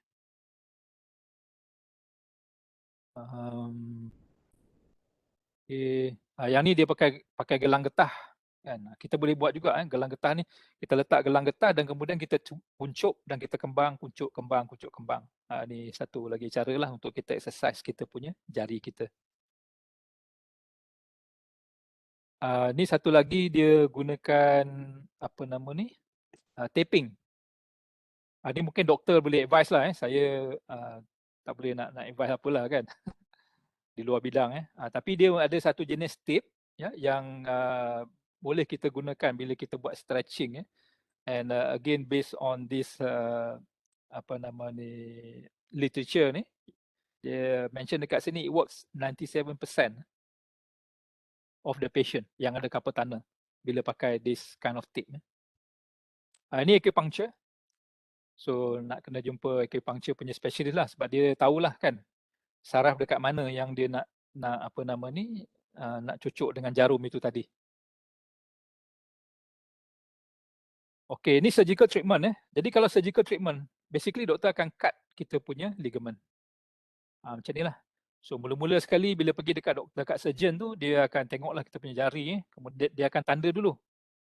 Macam orang jahit kain lah. Bila nak potong kain kan dia tanda kan. Sama lah, doktor akan tanda dengan marker. Dan kemudian dia akan apa nama ni buat incision lah. Dia akan cut. Jadi dia akan cut. Oh, tak nampak kat sini. So dia akan buat incision dan kemudian dia akan belah. Dia akan potong ligament itu tadi, kemudian dia jahit balik lah. Dan kemudian bila healing, jadi dia punya scar ni masih nampak tapi tak begitu ketara lah. Masih ada scar, masih ada parut tapi tak ketara. Okay. Right. So this is the illustration lah. Jadi this is what the ligament. This is where the doctor will cut the ligament. Potong terus potong terus untuk freekan, untuk bebaskan median nerve itu tadi. Ini yang di actual operation. Karena ini kita dapat lihat ini adalah tendon. Okay. Jadi dalam antara tendon, this is the tendon, this is the median nerve. Jadi doktor akan cut ligament ni. Jadi yang kita nampak ni macam lemak kan. Ini adalah ligament lah, doktor akan cut. Jadi bila potong, dia akan free the median nerve. Okay. Ini lepas dia buat dia jahit lah. Ini during the healing process. Tapi nampak ni macam ada infection. Okay. Dia macam-macam surgery lah yang boleh dilakukan. Yang tadi tu dia panggil intrusive surgery. Dia buat open cut. Yang ni dipanggil non-intrusive. Dia tebuk. Dia macam angioplasty lah. Dia tebuk je. Ini kaedah yang terbaru lah untuk free the nerve. But the whole idea is to free the median nerve. Okay. Alright. Okay, saya rasa sampai sini dulu kot. Sebab kalau yang cubital tunnel syndrome ni yang apa nama ni dia yang jari yang 1.5 lagi. Kalau carpal tunnel ni 3.5 kan. Ibu jari telunjuk dengan jari hantu dan setengah daripada apa ring finger ni. Kalau yang ulnar cubital tadi ni yang apa nama ni jari kelingking dengan separuh daripada ring finger ni lah. Sebab dia punya nerve itu dia bercabang 2. Tu kalau ada masa kita boleh apa nama ni kalau Oshi boleh arrange another talk, saya boleh continue lah sebab notanya dah ada kan. Dia ada lagi ni cubital tunnel, lepas tu trigger finger, tendonitis, ni tenosynovitis. Ini semua sakit-sakit yang berkaitan dengan tangan lah. Dequevant tenosynovitis, Macam-macam lah ni. Apa nama ni, dan juga dia punya simptom. Satu lagi saya nak sebut pun tak pandai, dia pretrains contracture. Ini semua yang berkaitan dengan kita punya tangan kita. Especially kalau orang yang sports kan, dia panggil tennis elbow, ada dia panggil golfer's elbow. Orang yang main golf pun ada juga dia punya kecederaan dia pada dia punya siku dia. And then satu lagi ni, kita punya bau ni kadang-kadang bursitis. Jadi bila liquid synovial fluid dekat bau ni, bila dia berkumpul terlalu banyak, dia punya kesakitan itu dia panggil bursitis. Ini pun boleh menyebabkan sakit, dan cara dia adalah melalui surgery lah, ataupun paling tidak doktor akan sedut dia punya liquid itu tadi. Okay. Sebab dia kalau liquid banyak sangat dalam badan kita ni, dia akan berkumpul, dia akan menyebabkan masalah kesihatan lah. Sebab dia kena pada nerve dan sebagainya. Sama juga orang yang paru-paru berair kan, pneumonia. Jadi bila paru-paru tu berair bila air terlalu banyak dalam paru-paru, susah nak bernafas. Ya, sebab there's a lot of liquid kan. So apa yang doktor akan buat, dia akan sedut liquid ni tadi. Kadang-kadang sampai 2 liter sampai 3 liter air yang ada dalam paru-paru. Jadi bila sedut aja, dia boleh bernafas macam biasa, boleh berfungsi seperti orang biasa. Tapi kalau dia dapat balik pneumonia tadi, dia tak boleh nafas balik dan boleh mati. Sebab kalau tak boleh nafas ni boleh matilah basically kan. Okey, so sampai sini dulu saya serahkan balik pada pengurusi Cik Adlan. Okey, alhamdulillah banyak maklumat dan ilmu yang kita peroleh daripada penceramah kita pada hari ini. Okey, jadi saya membuka sesi soal jawab kepada tuan-tuan dan puan-puan yang ingin bertanyakan soalan atau juga ingin berkongsi pandangan. Tuan-tuan dan puan-puan boleh bertanya terus kepada penceramah kita atau memberikan soalan-soalan pada ruangan chat.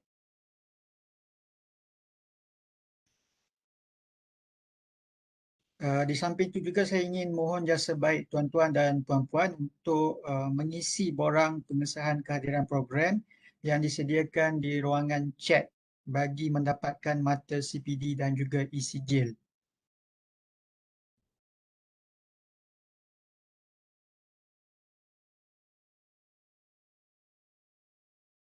Tak ada soalan Okey, di ruangan chat pun tak ada soalan. Tuan-tuan dan puan-puan boleh juga bertanya terus kepada Dr. Rahman jika ada soalan.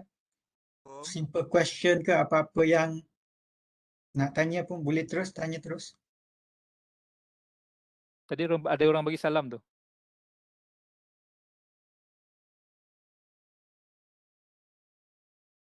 Tak ada soalan. Soalan Assalamualaikum saja. warahmatullahi. Rahman, saya Wan Kamil. Ada soalan ke? Ada. Okey. Saya nak tanya pasal, saya rasa yang dia perkongsian yang menarik lah, sebab kalau ikutkan apa yang ke paparkan ni semua, saya ingat saya pernah alami lah pasal ni tenis. Adakah selain daripada pembedahan kah boleh dirawat melalui kaedah senaman saja ke, atau kaedah lain, chiropractor ke? Okey. Dia macam gini tau, dia punya severity tu, keterukan tu, dia kalau dalam bidang perubatan sekarang ni dia panggil spektrum lah kan. It's like a spectrum of carpal tunnel syndrome. Kadang setengah orang dia punya severity tu tak teruk kan. Kadang-kadang dia tengah, dan satu lagi severe lah. Jadi kalau the most severe ni, dalam carpal tunnel ni yang saya sebutkan tadi ni, bila orang tu dia pegang sesuatu objek, dia tak ada rasa. There's no feeling at all. Totally kebas. Ya, bila dia pegang cawan boleh terjatuh. Tak boleh nak menaip dah, tak boleh. Sebab dia tak boleh nak bila kita menaip, force daya yang kita kenakan pada keyboard tu kita boleh agak. Kan, kalau keyboard keras kita tekan kuat, kalau keyboard lembut kita tekan very soft. Tapi kalau orang carpal tunnel ni no, there is no feeling. Totally no feeling at all. Okey, bila dah sampai stage yang macam itu, kalau dibuat apa nama ni fisioterapi, kalau dia buat apa nama ni chiropractor pergi urut, ataupun kalau gunakan apa nama ni yang Chinese punya treatment tadi tu, Allah Rabbi, lupa dah yang pakai jarum tu apa dia panggil. Itu hanya boleh dia bukan permanent solution. Yeah, it is not a permanent solution. It's only a temporary one lah, kan. Jadi the permanent solution is basically to do the operation. Dan saya tak pasti sama ada operation ni covered or not by insurance. I think it depends on the insurance as well. Sebab masa saya di Johor dulu, pernah jumpa 2 kes orang yang memang pernah buat operation, dah pernah tengok tangan dia pun yang parut yang buat operation tu. Dia mula dia kena sebelah tangan sebab dia ni dia apa nama ni data entry operator. Okay, memang masuk data lah. Mula kena sebelah tangan. Lepas tu kena sebelah lagi, dua-dua belah kena. Jadi dia buat operation dua-dua. Masa tu dekat Johor Specialist, satu operation 12,000. Jadi kalau 12 tangan tu 24,000 lah.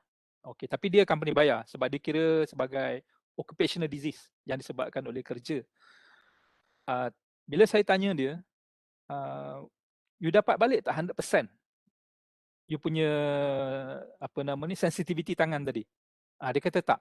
Itu yang bila contoh yang saya bagi tu, dia kata bila saya makan nasi, saya tak boleh bezakan nasi lembik, nasi yang biasa ataupun nasi pulut. Dia tak ada lagi dia punya sensation. Tapi dia punya pain tu dia dah kurang lah. Itu yang saya kata tak akan dapat 100%. Masih ada kebas, mungkin 5%, mungkin 3%, bergantung kepada individu. Ya. Jadi apa nama ni, dan kadang-kadang setengah orang dia just live with it. Ada juga yang macam tu. Depends pada severity. Ya, sama juga macam back pain kan. Jadi sekarang ni back pain, kalau orang yang ada slip disc, doktor boleh buat operation. Tapi dia ada dia punya risk dia lah. Kadang setengah orang dia takut nak buat operation, dia ambil medication je. So dia live with it sampai dia mati lah.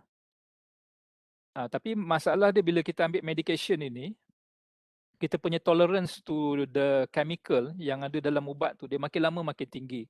Kalau dulu satu pil dah okey, contohnya macam Panadol kan. Kalau orang yang biasa makan Panadol, biasa makan satu pil, dia dah flat, dah boleh terus tidur kan.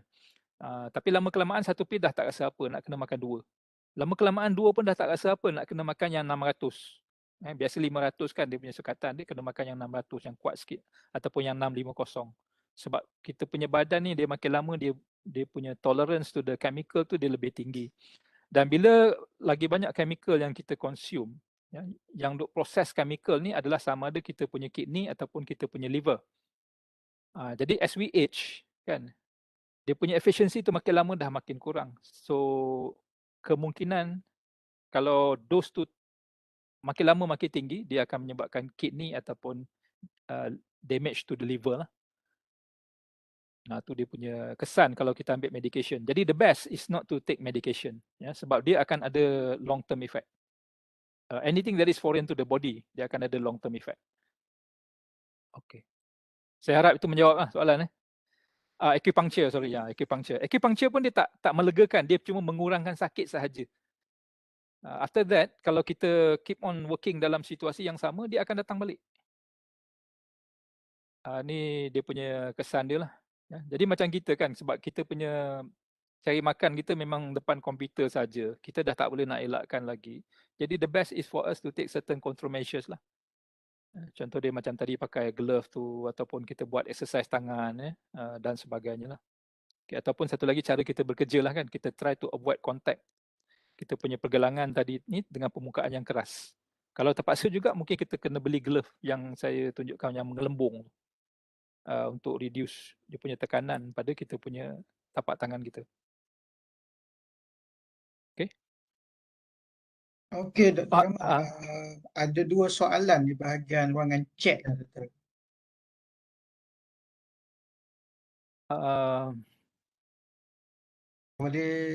Boleh nampak ke? Boleh baca, tapi saya tak pasti ni soalan ni. Ganglion. Ini technical punya question. Saya tak boleh jawab soalan ni. Kalau ganglion di pergelangan tangan, itu adakah disebabkan oleh carpal tunnel? Ganglion. I'm sorry. Assalamualaikum Prof. Saya tak boleh jawab soalan ni. Assalamualaikum Prof. Salam. Boleh dengar tak ni Prof? Saya Anwar daripada UTM Digital. Okey. Saya nak share sikit lah. Sebenarnya Ganglion dia bukan sama dengan carpal tunnel. Sebab saya pada tahun 2015, Okey. 2014 memang ada kena Ganglion lah. Operate di HUKM. Okey. Selama 3 hari. 3 kali lah operate. Dia memang berbeza lah. Dia bukan, sebab dia dah kena dengan saraf kan. Dia saraf tangan saya. Belah kiri dah ada operate. I see. Itulah. Sekarang pun makan ubat pun doktor dah berhentikan sebab dia kata sebab dia dah dikategorikan sebagai chronic pain. Oh, chronic pain. Itulah pengalaman dia. Okey. Dia memang tak sama lah dengan carpal tunnel. Dia berbeza. Okey. Jadi ganglion ni bukan disebabkan oleh kerja lah. Bukan Dia bukan. Dia disebabkan sebagai dia macam cyst. Okey. Macam cyst. Dia bukan dia bukanlah kata parah, bukanlah. Okey. Dah buang. Sebab belah kiri kan. Tapi dia memang defect dah tu. Memang defect dah. Sekarang walaupun dah buat banyak treatment, dah buat fisio, dah buat macam-macam, dia dah bagikan satu injection di tulang belakang saya. Selama setahun dia dah okey lah. Lepas tu dia ni. Dah okey lah. Dia dah refer kepada hospital Selayang. Okey. Dia buat dekat pain clinic. And then better dia kata you cannot ni lah. Dia kata kena makan ubat pun dah stop. Sekarang you kena buat exercise lah. Dia bagi exercise macam yang doktor cakap tadi lah. Okey. Bola kan. Lepas tu saya tak boleh duduk lama ni doktor. Tu je lah dia punya effect dia. Lama tak boleh dia akan rasa kebas. Ada lah simptom-simptom lah. Dia punya side effect dia. So dia punya kebas tu daripada pinggang ke bawah? Ya betul doktor. Daripada atas ni, daripada yang operate tangan ni sampai ke bawah.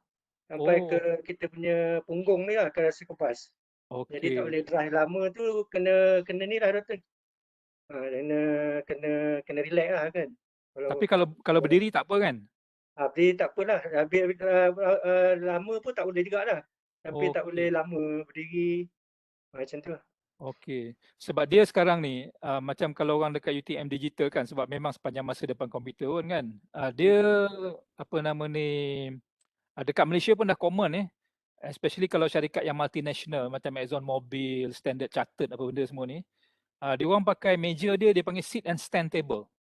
Meja tu boleh adjust.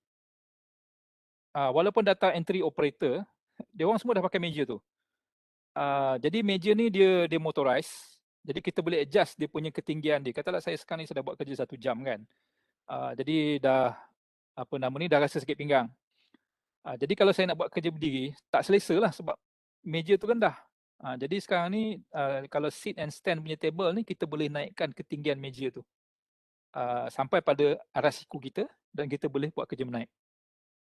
Tapi harga satu meja tu dalam 2,500 kalau dekat IKEA. Ada satu company budak Cina dekat Penang. Dia dah buat sit and stand. Tapi saya tak pasti harga dia. Nama company tu Balak something lah. Budak Cina muda. Sebab dia dia memang work from home dan dia menghadapi masalah tu lah, sakit pinggang dan sebagainya. Dan bila dia buat research, dia dapati memang ada meja untuk sit and stand. Tapi dekat Malaysia tak ada orang yang keluarkan meja tu. Kebanyakannya tak ada company yang buat secara khusus. Jadi kebanyakannya mungkin diimport daripada luar negara lah. Macam IKEA ni mungkin dia bawa masuk daripada Europe sebab tu harga dia mahal. Jadi budak Cina ni buka satu kilang. Dia design kilang yang tu kilang perabot. Jadi dia JV dengan kilang perabot lah untuk buat this sit and stand punya table. Boleh search lah Balak something lah, tapi yang saya ingat Balak lah, BALK timba. Jadi saya rasa macam di UTM, saya rasa lah macam dekat UTM Digital, saya cadangkan lah kan, mungkin boleh beli satu dulu yang sit and stand punya table tu, and then you test dia punya kesesuaian dia. Sebab dia sit and stand tu, table tu boleh naik turun. Kita punya kerusi masih ada kan. Jadi bila kita turunkan meja tu, kita duduk balik atas kerusi. Cumanya bila kita lenguh, kita naikkan meja, kita buat kerja berdiri. Kerusi kita tolak sebelah. Dia macam tu lah. Sekarang kalau dekat Skin Assassin ni, kalau di Malaysia, kalau multinational corporation, saya dah mention tadi ExxonMobil, Standard Chartered, Citibank, memang disediakan apa nama ni, sit and stand punya table lah. Tapi kalau company biasa belum ada lagi lah. Saya rasa di UTM pun belum ada. Okay. So itu yang ganglion ni. Ganglion ni dia macam ketumbuhan kan? Anwar? Ya betul. Dia okay. macam besar biji guli tu. Okay. Sebab saya kena dekat belah kiri dah operate lah kan. Tapi itulah dia apa nama, dia dah kena nerve juga. Dah kena nerve. Jadi tu yang jadi doktor kata memang kena buat exercise lah. Macam disarankan macam gunakan bola. Waktu saya pun dah buat acupuncture, tapi acupuncture not ni lah, tak sesuai dengan saya kot. Dia tak okey lah. Tak ada kesan Tak ada kesan. Okey, saya teringat satu kes. Ini dekat Johor dululah. Ada one lady, dia masa tu dia pregnant dan dia kerja dekat office somewhere in JB. Jadi masa dia lalu dekat jalan, ada orang nak ragut beg dia. Jadi dia terjatuh dekat tanah, dekat jalan. Jadi dia tahan tangan dia tau. Dia tahan tangan dia dekat jalan macam tu. Tapi tak patah, nasib baik tak patah. Dan kemudian dia ada macam bonjol. Dalam tu ada liquid. Jadi dia kata dia pergi operation potong. Bila cut, remove the liquid. Lepas tu dia jadi balik. Dia ada balik. Betul. Dia boleh datang balik betul. Dia datang balik. Saya tak datang balik lah, tapi dia dah buang, tapi tu yang kena nerve tu. Nerve tangan. Okey. So 3 kali operate dia kata. So no choice lah. No choice, terpaksa buat sendiri punya fisioterapi lah. Ya betul. Terpaksa. Sebab dia bila tak boleh stres, kalau tak boleh stres, dia memang akan datang sakit lah. Stres. Tak boleh, kita kena lebih banyak dia lah. Kalau ada stres kan, dia dah ajar lah cara masa dia ajar dekat Ustaz Layang tu. 1 week, dia memang ajar daripada A sampai Z. Cara ni untuk prevention lah, untuk yang sakit tangan ni lah macam ni. Okey. So sebab dia kalau tadi Anwar mention chronic pain kan. Chronic pain ni maknanya kalau makan ubat pun dia ya betul. Dia dah tak sarankan makan ubat dah. Dia dah stop dah. Saya makan dulu banyak doktor. Ada 3 ubat, Norobion, macam lah ubat berkaitan dengan saraf kan, tapi dah stop dah. Sebab dia ubat dia pain ni, dia bila kita rasa sakit, it is actually the body is telling the brain something lah that you need help. Ya betul. Bila kita sakit. Lagi satu doktor, kalau saya makan ubat tu, dia punya efek tu daripada katalah saya makan malam kan. Besok pagi tu sampai pukul 8, pukul 9 dah ada efek dia. Rasa ngantuk dan macam tu lah. Okey. Itu yang doktor kata, you stop better lah sebab kita kerja kan. Dia kata dia stop, dia tak payah makan. Dia kata you kena makan suplemen lain dah. Suplemen okey. Suplemen ada. Suplemen okey. Jadi boleh buat some research sebab kadang-kadang suplemen ni kita boleh beli daripada farmasi kan, macam certain vitamin dan sebagainya. Sometimes it works, but again it depends on the individual jugalah. Tapi kita boleh cuba. Suplemen is okay. Yang tak okay ni ubat. Medication ni. Yang ni tak okay. Sebab yang ni yang saya makan hampir 2 tahun dah ubat tu. Okay. Saya stop lah. Dia kata stop. And then dia buat last tu pun dia ada satu injection, nama saya lupa, dekat Ustaz Sayang. Dia bagi tu setahun. Dia memang relief lah sakit tu. Tapi sakit pun tak ada juga lah relief. Tapi selama setahun je. Lepas saya balik umrah tu, dia datang balik. Okey. Itu pengalaman dia kata. Dia macam orang yang dapat sleep disc lah kan. Kadang-kadang kalau orang dapat sleep disc ni, it depends lah. Kalau yang severe tu, kalau dia sakit tu masa dia tengah duduk, dia tak boleh bangun langsung tau. Jadi dia orang terpaksa bawa hospital. Dia dalam keadaan macam tu lah. Angkat dia. Dalam keadaan duduk tu. Sampai dekat hospital, doktor akan jab dekat belakang demi tulang belakang. Baru dia boleh elok balik. Ni kalau yang... Tapi itulah, lepas saya second dose dia kata, second dose ni dia terasa dekat belakang ni ya. Tak tahulah, mungkin sebab efek daripada saya punya nerve ni kot, sakit saraf ni. Yes. Sebab kita punya nerve ni dia sangat sensitif. Yes. Sebab itu saya kalau pergi kedai India yang gunting rambut tu, bila dia nak patahkan leher kan, krok-krok kan, saya kata jangan. Sebab bahaya tau. Memanglah. Ada kes mati tau. Bila dia buat tu, patah saraf tunjang ni, mati. Ui, tak maulah mati macam tu kan. Saya kata gitu. Saya memang daripada dulu saya tak no, tak payah buat. Sebab Okey, Doktor, itu je lah perkongsian. Terima kasih, Doktor. Okey, terima kasih. Assalamualaikum. Okey. Satu lagi saya nak cerita, the sensitivity, the nerve kita ni sangat sensitif. Okey. Sekarang ni sebab masa COVID ni kita tengok banyak kes bunuh diri, terjun bangunan dan satu lagi gantung diri lah. Which is quite common kan. Dan dia across all ages, across all races, across all religion. And surprisingly, masa zaman COVID-19 ni berdasarkan statistik daripada PDRM, yang paling ramai commit suicide adalah orang Melayu agama Islam. But of course lah, macam-macam lah orang kata ni sesat lah benda semua. Tapi ini sebenarnya disebabkan oleh mental health. Dia mental health issues lah, disebabkan oleh stres, kadang-kadang anxiety, kadang-kadang depression dan sebagainya. Ini penyakit mental. Okey. Jadi berbalik semulalah pada yang saya nak cerita ni. Jadi kalau di penjara Kajang bila orang tu dihukum hukum gantung, bukan malam lah, maknanya 2-3 hari sebelum dihukum gantung tu, warden penjara dia ada warden penjara yang memang responsible untuk gantung orang je. Okey. Bawah dia tu adalah tukang gantung dia panggil algojo. So yang supervisor ni dia akan panggil banduan ini tadi, dia akan timbang berat banduan dan juga dia akan ukur tinggi. Jadi dekat penjara, semua penjara di dalam dunia yang menjatuhkan hukuman gantung ini, dia dah ada jadual. Tinggi sekian-sekian, berat sekian-sekian, ini panjang tali dia. Dan tali untuk gantung orang tu adalah tali kapal. Tali yang dibuat daripada sabut, tali kapal tu. Dan tali tu dia hanya pakai sekali sahaja. Okay. Lepas pakai terus buang. Beli tali baru. Dia tak pakai tali yang orang pergi hiking ke, tali untuk lembu, ikat lembu ke tak. Dia memang pakai tali kapal tu. Okey. Jadi tali itu tadi dia akan diikat kat sini tu. Dia bukan dekat sini. Di sini, naik ke atas. Bukan dekat saluran pernafasan, di sini.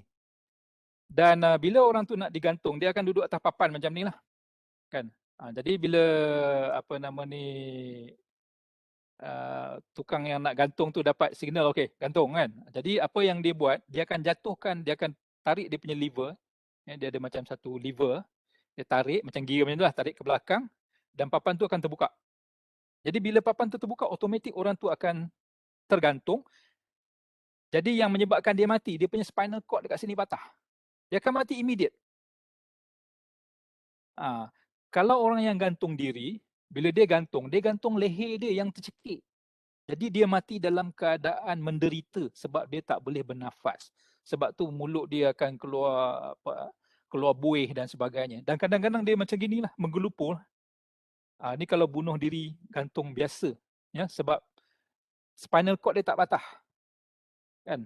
Jadi dia mati tu disebabkan boleh tak bernafas. Kadang orang kata lidah dia terjelir dan sebagainya, is because of that. Tapi kalau dekat hospital, dekat penjara, dia punya spinal cord terpatah dan mati tu is almost immediate. Saya pernah berbual dengan warden penjara Singapura yang memang pernah escort banduan yang nak dihukum mati ni tadilah. Dia kata semua mati. Kecuali satu kes dia kata dekat Singapura tahun 80-an dulu, ada satu banduan ni dia memang very fit. Sebab biasa banduan ni tak ada kerja nak buat. Jadi dalam bilik dia tu dia akan exercise lah kan. Jadi dia angkat angkat berat tak ada kan. Jadi dia isi air dalam baldi dia angkat. Itu jadi dia punya weight. Makan, kalau kawan dia makan tak lalu dia akan belasah. Kadang nasi saja pun dia boleh makan untuk dia dapatkan dia punya glukos dan sebagainya. Jadi banduan ni dia very fit. Jadi bila digantung, dia punya muscle perut ni sangat kuat. Dan muscle leher ni dia kuat. Dia boleh, sebab muscle leher ni kuat kan. Jadi dia boleh kuatkan muscle tu dan dia boleh tahan 10 minit. Lepas tu dia give up. Bila dia dah give up, patah dia punya spinal cord dan mati juga. Okey. Dia kalau urut kalau urut leher, urut bahu semua okey, tapi jangan sentuh leher je. Sorry, jangan kerup. Kalau setakat urut-urut gitu, tepuk tak ada masalah. Tapi kalau kedai India ni dia kerap kan. Tu yang takut spinal cord kita tu. Okey. Kalau setakat urut biasa tak ada masalah, itu is okey. Boleh urut bahu kan, urut tangan. Tapi kalau dia nak kerap kepala kita, no. It's highly risky lah. I wouldn't recommend lah, saya sendiri pun tak nak buat. Sebab dia spinal cord kan. Dia sama juga macam orang yang orang yang jatuh kan. Sebab tu kalau kita tengok orang yang accident, kalau dalam movie ke apa kan, first thing sekali dia akan letakkan neck braces. Kan, dia nak stabilize kita punya spinal cord. Supaya bila patient tu diangkat, dia tak bergerak ke kiri ke kanan takut benda tu patah. Saya nak ceritalah satu cerita. Kisah benar, saya kerja di UTM Skudai tahun 89. Saya ingat ni tahun 90, tahun 91 macam tu lah. Masa tu Taman Seri Skudai, traffic light pun belum ada. Taman Seri Skudai. Jadi dulu bila waktu Taman U pun dulu baru buka lah kan. Taman U saya ingat 91 ke 92. Tahun 89 tak ada. Taman U tak ada. Masih lagi tanah merah. Masa tu rumah dekat Taman U 30,000 je. Rumah 3 bilik. Tahun 89. Jadi budak UTM, dia nak keluar makan. Jadi dekat simpang dalam Taman Seri Skudai tu, simpang 4 tu, traffic light tak ada. Dia kalau kat US tu dia panggil stop look go lah kan. Kita datang, siapa datang dulu dia jalan dulu lah. Jadi budak ni dia naik motor, saya ingat naik motor seorang. Jadi bila sampai dekat simpang tu dia pun jalan. Dan kemudian dia dilanggar oleh satu kereta. Dan kalau ikut ceritanya yang langgar tu pun orang UTM juga. Isteri pada salah seorang kaki tangan kalau ikut cerita lah. Jadi budak tu terjatuh. Dan kebetulan pula dekat belakang budak tu tadi, 2-3 kereta ke belakang ada van UTM. Jadi bila budak ni jatuh, kan bila kereta tu biasalah kan dia slow kan. Budak ni jatuh terlentang, tak bergerak. Jadi bila dia orang tengok stiker motor tu, tengok stiker merah UTM. Van berhenti, terus angkat budak ni tadi, masuk dalam van, terus pergi hospital Sultan Aminah. Okay? So budak tu tak ada apa. Sebab dia punya cedera tu is not that major. But after that, budak tu lumpuh. Because masa dia orang angkat tu, kepala dia tak goyang mana, gerak ke mana kan.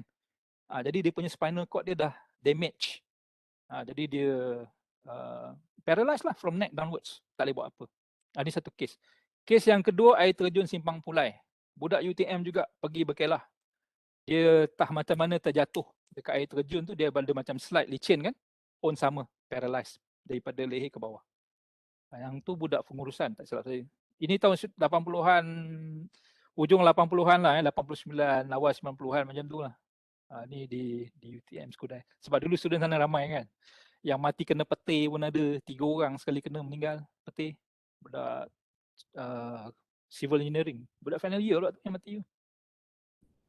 Kalau accident tu jangan kira lah. Tiap semester ada. Ada je. Tak kisahlah budak lelaki ke, budak perempuan ke, tahun 1 ke, final year ke. Yang dah grad pun ada. Dah grad belum combo, meninggal.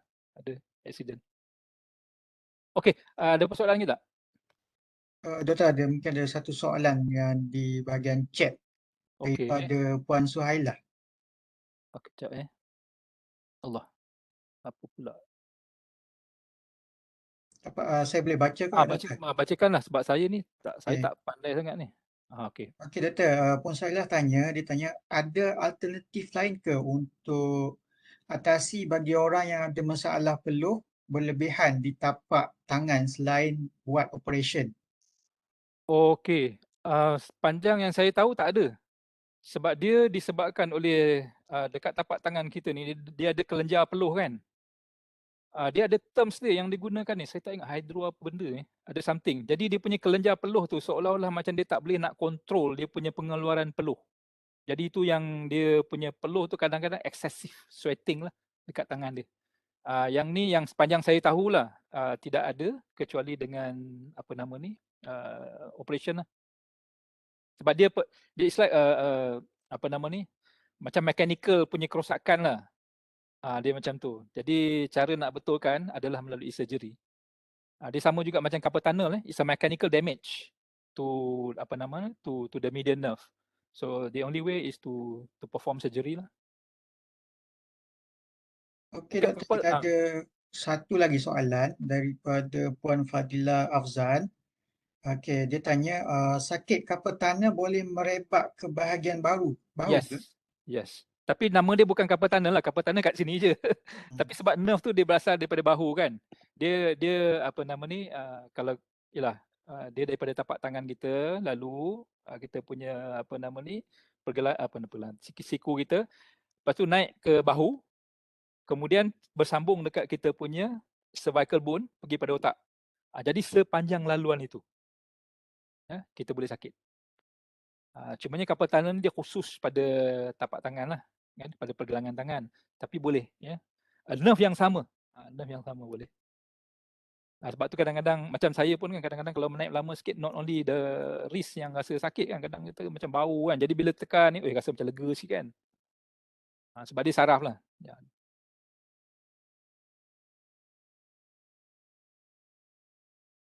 Okey.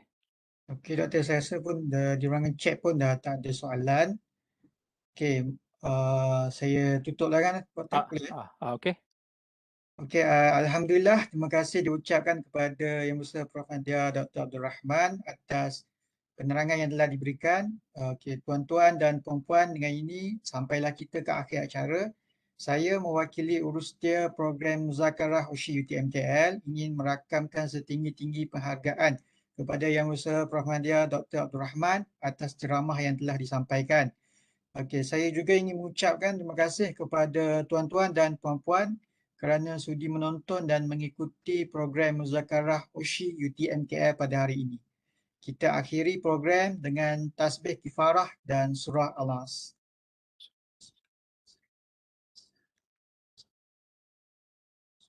Terima kasih banyak Tuan Pengerusi. Assalamualaikum. Okay.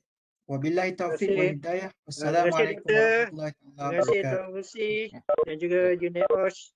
Terima kasih. Assalamualaikum. Assalamualaikum warahmatullahi